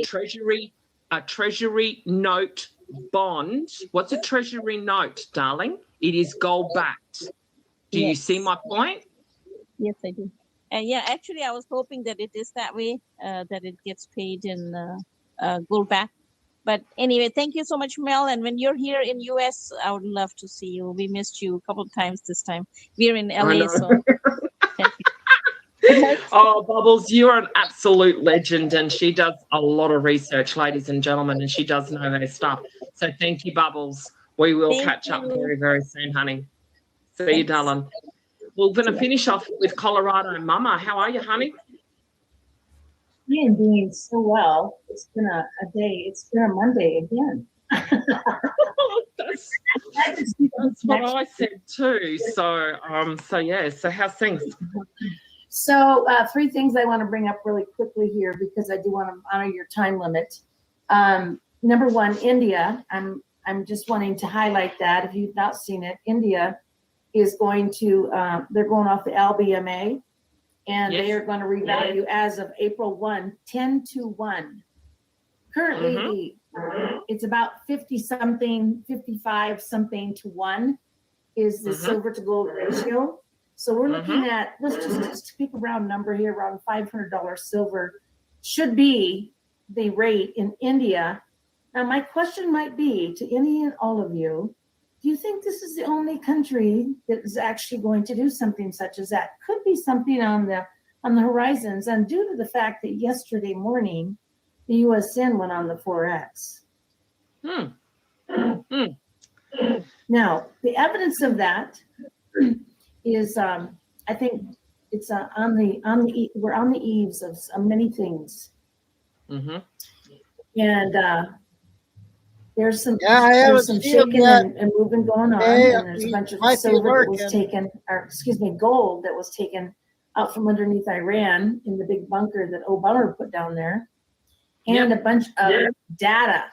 So there's a lot of things on here that are on the geopolitical front, on the disclosure front, on the monetary front, and oh, by the way, did you hear that the CEO of Disney is stepping down tomorrow? Really? Oh yeah. I mean, I have such an eclectic gathering of information for you tonight. Try to pin the tail on the donkey. It's always moving. So I've been crazy. I'm giving you a splatter of wow. Yeah, wow. absolutely. I guess my is that your cautionary tale for everybody as we get closer to this is very, very important. Is there's a lot of people who try to rush, panic, push for people to make hasty decisions in this. And as we get to this, everybody needs to take a big, deep breath. I would say, make sure that you have got your emotions in check, and that you're thinking through things, and never choose little colloquialisms of haste does make waste, but it could get you involved with people that would actually harm your life. And so you need to be very, very cautious with this. I'm seeing some pretty unamazing adult behavior going on in the world around me with some people who are, they're recommending this, oh, we got to do this by 4 o'clock today, or it's almost like the frenzy that was caused around silver. I mean, like it too, You went to buy silver a week ahead. There was nobody in front of you in line. It goes up to $120, and now we've got this. I mean, it's kind of like the rush hour traffic where everybody's in the same line. I call it the butt to head line. Don't be in the butt to head line in your life. And in this information, you are helping people to get out of that line to know here's an open lane. And here's the information as to why you need to be in the open lane. And that is the key. Know why you're doing what you're doing, and you are providing an invaluable service. You're beautiful. I love your stay look there.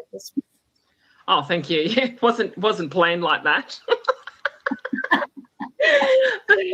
Some days I have better hair days than others, but yeah, honey, thank you so much. And as I did say to Bubbles, you know, when Bubbles asks that question, it's a very, very important question. As Colorado Mama said, the boys from Canada have said the same thing. Just take your time, ladies and gentlemen, take a deep breath.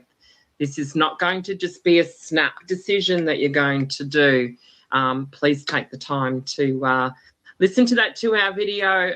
As I said, I understand it's 2-hour videos, but this one did have a lot of really good stuff in there, and it did.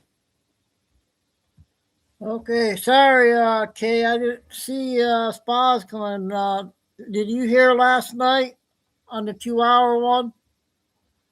And then she came out with a 30-minute one tonight. I don't know how I missed you. Oh, see, it must be on top. So I'm going to try to get 3 more in. One more, Doug, one. There were about 3, 115, 110, and I think 2 10s.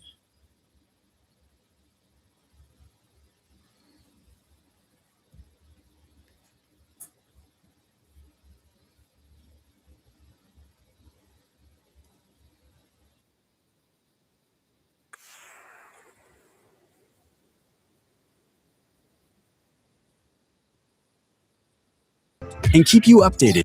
Chuck Schumer is here, and this whole show is going to be dedicated to his wall-to-wall lies. I think it's kind of funny to watch people think they can get away with a lie when it's so obvious what they're doing. And you wonder, like, do they believe this themselves? It ends up becoming him performing something very self-degrading in public because no one believes this. Welcome to Doug in Exile. This is where the happy patriots are. As we take a good laugh at the tragedy that is Chuck Schumer, I'm going to give you guys a number of reasons why he's absolutely immolating himself, destroying himself in public. This is pathetic and awful, and he will be remembered as pathetic and awful, especially because of speeches like this. Watch. Well, this afternoon, Republicans will move to bring a pernicious, radical bill before the Senate, the so-called Save America Act.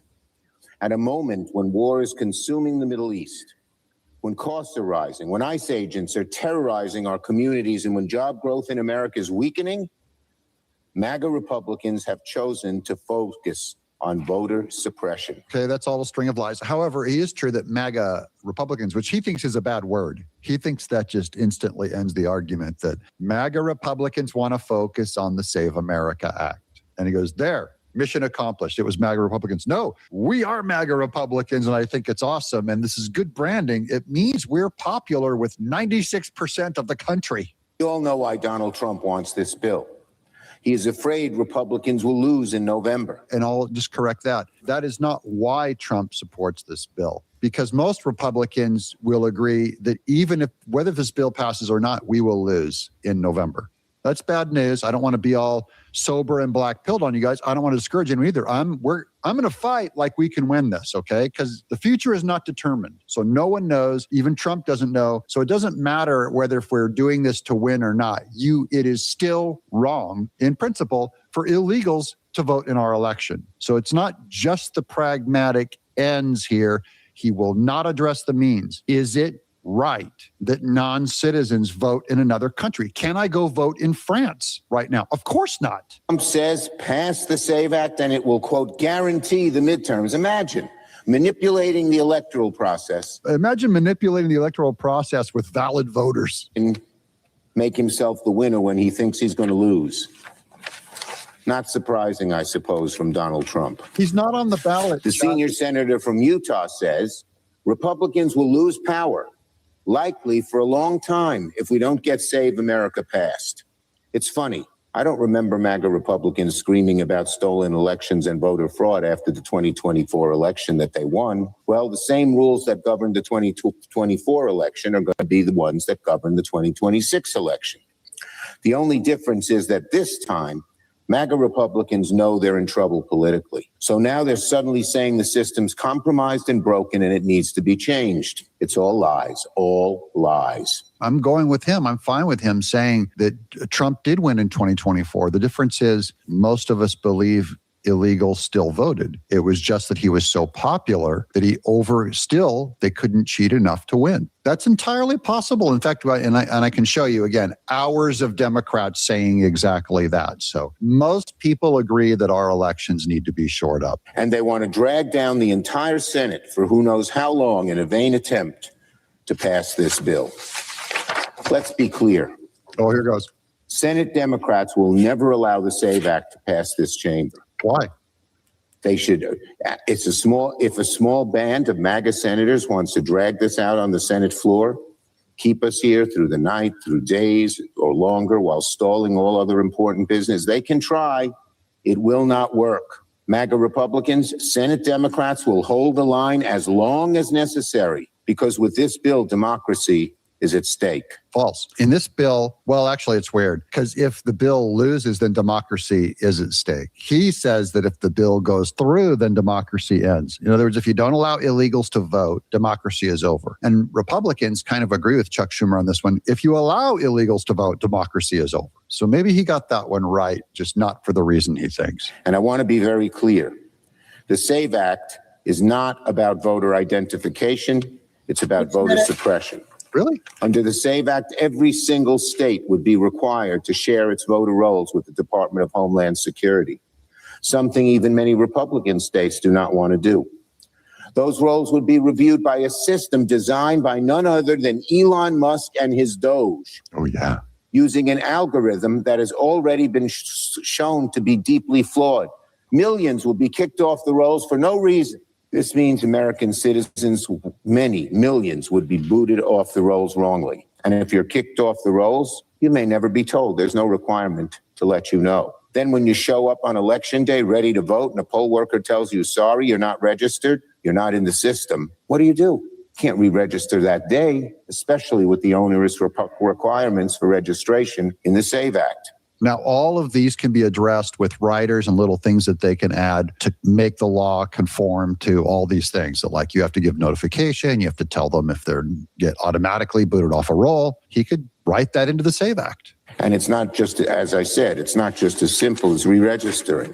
Under the bill, Americans would have to run through an obstacle course of red tape unlike anything we have ever seen in voter registration. I highly doubt it. The amount of red tape that it gets to get a passport, you ever go through that red tape? What about the red tape of doing your taxes every year? Anyone here ever do your taxes and check all the boxes and answer all the questions? It will be less red tape than that, but to kind of agree with him, what justifies red tape more than being allowed to vote in America? Shouldn't there be a lot of red tape for anyone? If you have so many illegals here, what's going to prevent 50 million illegal aliens from voting? If you remove all red tape everywhere, you're saying we're not going to stop them. So I'm all for a little bit of entanglement if it makes it a little more difficult for a non-citizen to.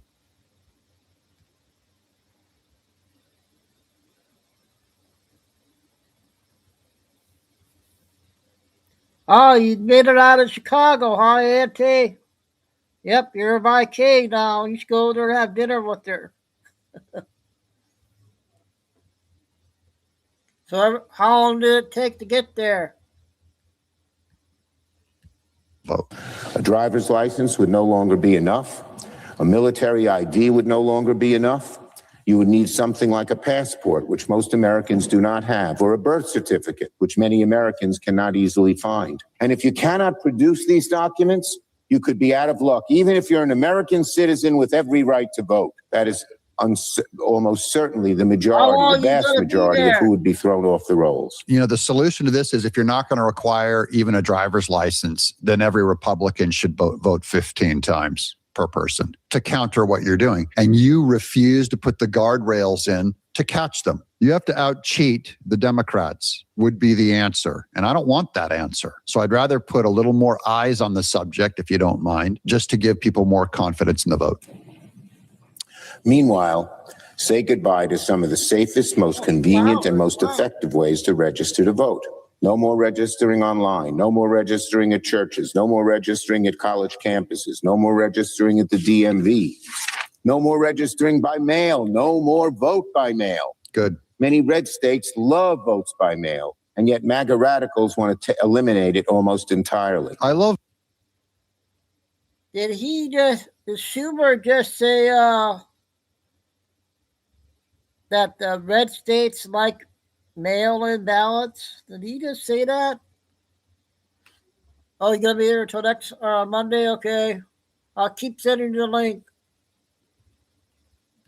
Vote by mail too. I don't like cheat by mail. I like when I vote by mail. Yeah. It's convenient. But if it means it allows 100 people to cheat to offset my vote because of mailing, I would say get rid of mailing. So these are all non-arguments by a terrified Chuck Schumer. Right now, we win the argument. We're right. I'm positive and absolutely correct that this is a law that should be put in place. Now, the only question is procedure, which can we get it done with the current rules? I'm just going to zip through these quick reminders of where we're at with the SAVE Act. So this is going to be, this is Thune on the floor, just introducing it today. They're starting the argument today. Breaking Leader Thune has just announced the start of a Senate floor takeover that will force Democrats to defend the indefensible, opposing voter ID. Next clip, next thing here, I have Elon Musk, where Polymarket says breaking, Trump says he will not endorse any Republican senator who votes against the SAVE Act. Elon Musk says good, because Elon Musk is going to be giving to people's campaign or not based on this. So again, which Republicans? Again, it's going to be Murkowski and all those normal, the squishes. Here's on Benny Johnson. Senator Ron Johnson says the only way to pass the SAVE Act is public pressure. This is where you and I come in. This is where you become the hero. Right now, 80% of Americans think they should have voter ID. And if you want to understand the public pressure, look at John Cornyn in Texas, how he switched his attitude toward the filibuster when he's up in a primary Republican voters. So he knows he has to support voter ID and ending the filibuster to win against Paxton. Just that popular. This is all very correct strategy work. I'll do the last one here by Rep. Anna Paulina Luna. I'm a woman, I'm a minority, and I'm a veteran. I've had zero problems getting proof of citizenship. The Democrats' talking points against the SAVE Act, America Act are lies meant to protect illegals that are voting in our elections. Your final assignment, if you write a congressman a letter, your congressman a letter today, it has 10,000 times more power than anything else. They read that one letter. Yeah, right. Do you really think that they're going to read the letter? They'll just throw it away. All right, that was the end of the video. He was just discussing about sending a letter. I'm going to end it with the old ladies on TikTok. She has a 13-minute video of NATO.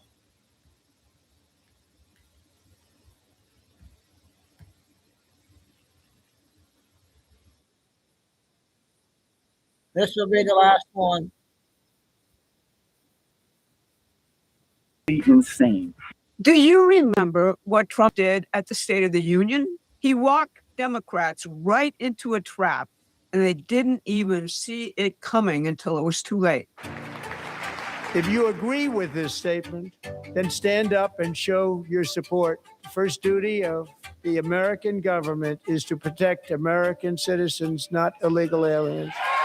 Now he's doing the same thing with the modern British financial empire and their enforcement arm, namely NATO. But I was surprised to see that NATO, while they agreed that it was a very important thing to do, they agree fully. Nobody said, oh, you shouldn't do it. I think NATO's making a very foolish mistake. And I've long said that, I wonder whether or not NATO would ever be there for us.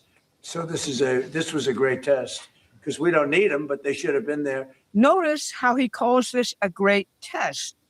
He followed up on Truth Social, concluding he wasn't surprised by NATO's refusal to defend ships in the Strait of Hormuz, since we spent billions defending them with absolutely no return to us. The media is telling you that Trump is throwing a tantrum because our European allies won't help protect the strait, that he's mad about oil prices. They're all wrong. President Trump has been preparing to leave NATO for months. The allies' refusal to back him on Iran didn't cause his break with NATO. It confirmed his idea about their stupid games.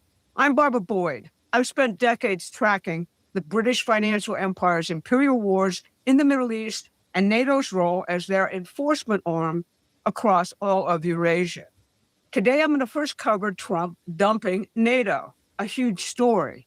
Then how Iran illustrates the battle between Trump's American system economics and the British free trade looters. And finally, how the globalists are trying to split MAGA through their oldest weapon, religious warfare. But first, please like and share this video. It increases our reach on YouTube. The end of NATO didn't begin last week. It began in February 2025 at the Munich Security Conference, the premier annual gathering of the NATO alliance.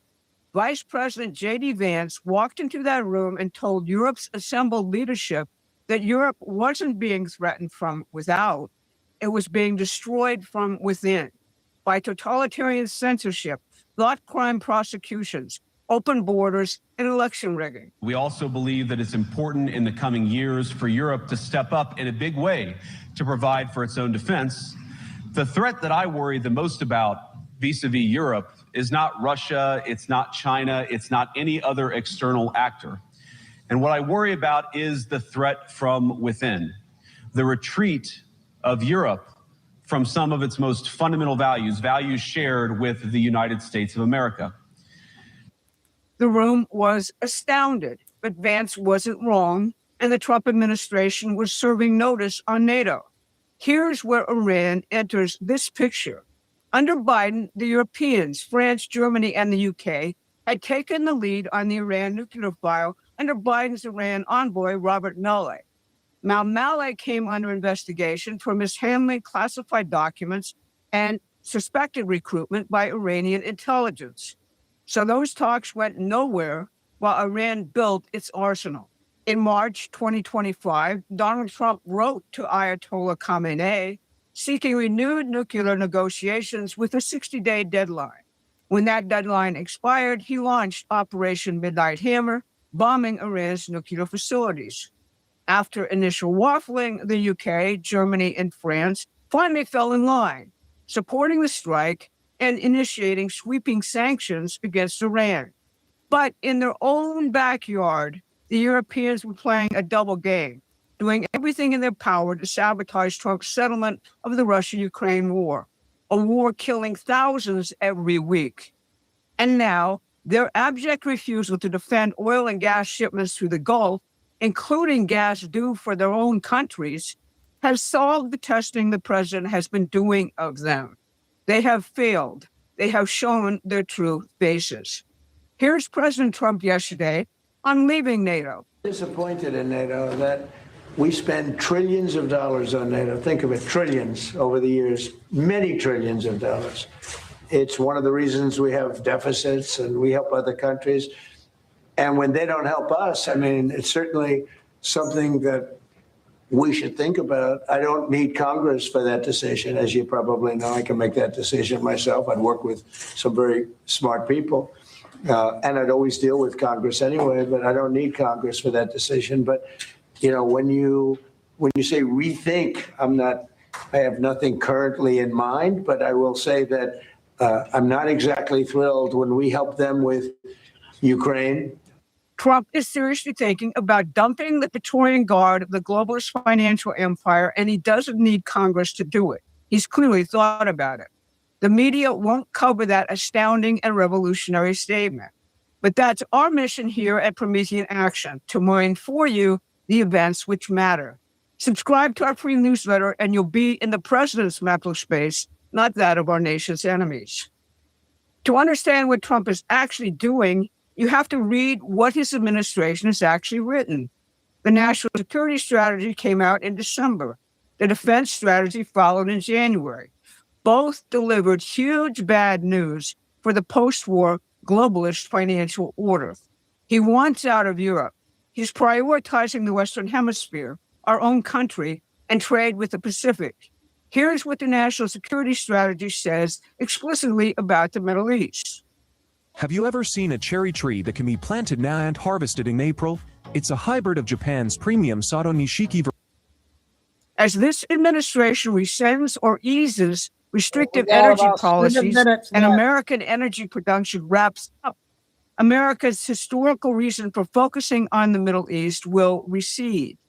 Instead, the region will increasingly become a source of destination of international investment in industries well beyond oil and gas, including nuclear energy, AI, and defense technologies. Read that again.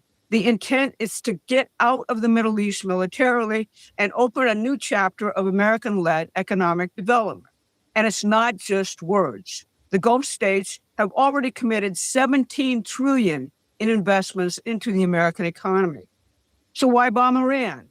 Because Iran's constant proxy warfare creates perpetual regional instability. And that instability keeps oil prices volatile and high. That volatility is a direct threat to Trump's economic revolution at home. That revolution is built on one major foundation: cheap, reliable energy. Drill, baby, drill isn't a slogan. It's the load-bearing wall of everything Trump is building for the American working class.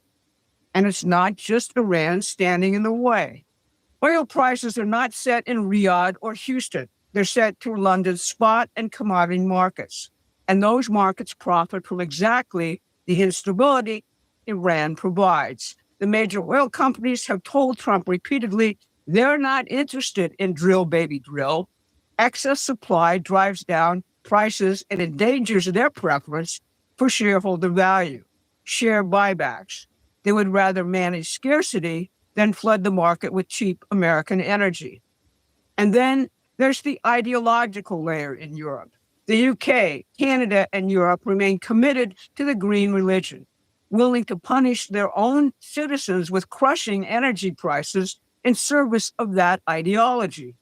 Cheap American energy isn't just an economic competitor to them, it's a theological threat. So when you see NATO allies refusing to back Trump on Iran, this isn't a diplomatic spat among friends. This is the enforcement arm of the British financial empire fighting for its own survival. While all this plays out on the world stage, the globalists are running a very old play right here at home. I lived through 1968. The assassinations of Robert Kennedy and Martin Luther King didn't just grieve the country, it traumatized it. They broke millions of people's willingness to fight, to believe political action could change anything. What followed was the counterculture. Remember that? Turn on, tune in, drop out. Not a whole lot of people stayed in the fight. I watched a similar but different dynamic unfold in the wake of Charlie Kirk's assassination on September 10th, 2025, just 6 months ago. In that traumatized, suggestible atmosphere, two separate internet warfare operations ignited, and I don't believe either is coincidental. The first told MAGA that Trump is controlled by Netanyahu, by an all-powerful Israeli lobby, by a foreign power. The implication? Your movement has been betrayed. Never mind that Trump has been calling for military action against Iran since 2011 and earlier, before he was even a candidate.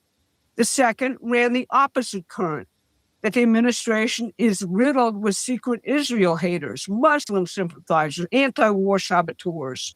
Two currents, opposite directions. Same result. Fracture the coalition that delivered Trump's overwhelming November victory ahead of the midterms. MAGA in 2024 was an interfaith movement. The Muslim vote in Michigan was decisive.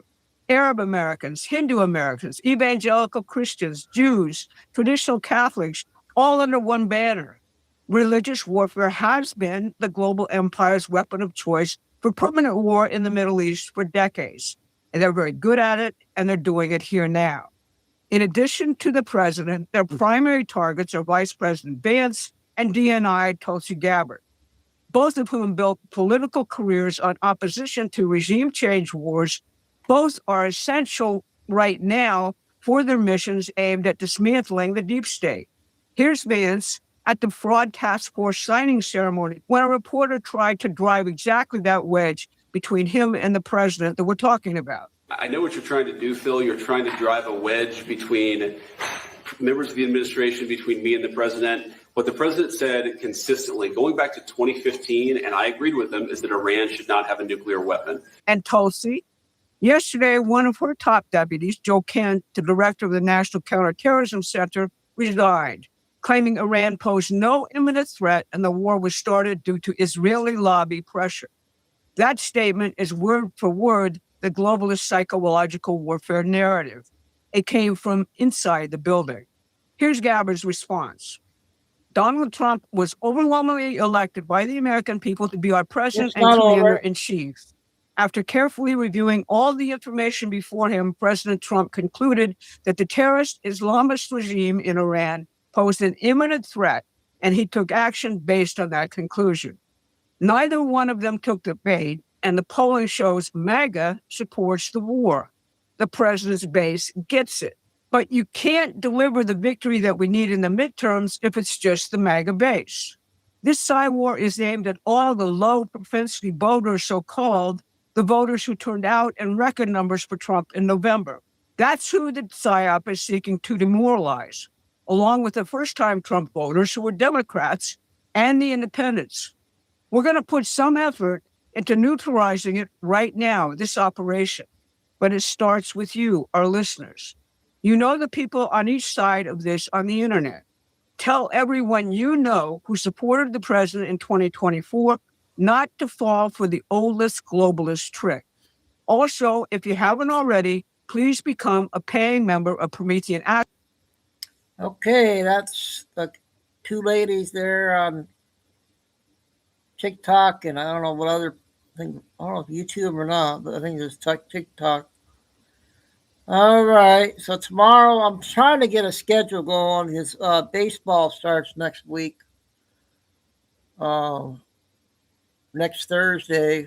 So I might try to start and go my old time, maybe go 3 o'clock, 3 to 6 or something. So probably do that. So once again, another great day of intel and great job tonight with the mods. We got rid of that troll. I don't know what his mind was saying. I didn't even say a word. He's already putting words in my mouth.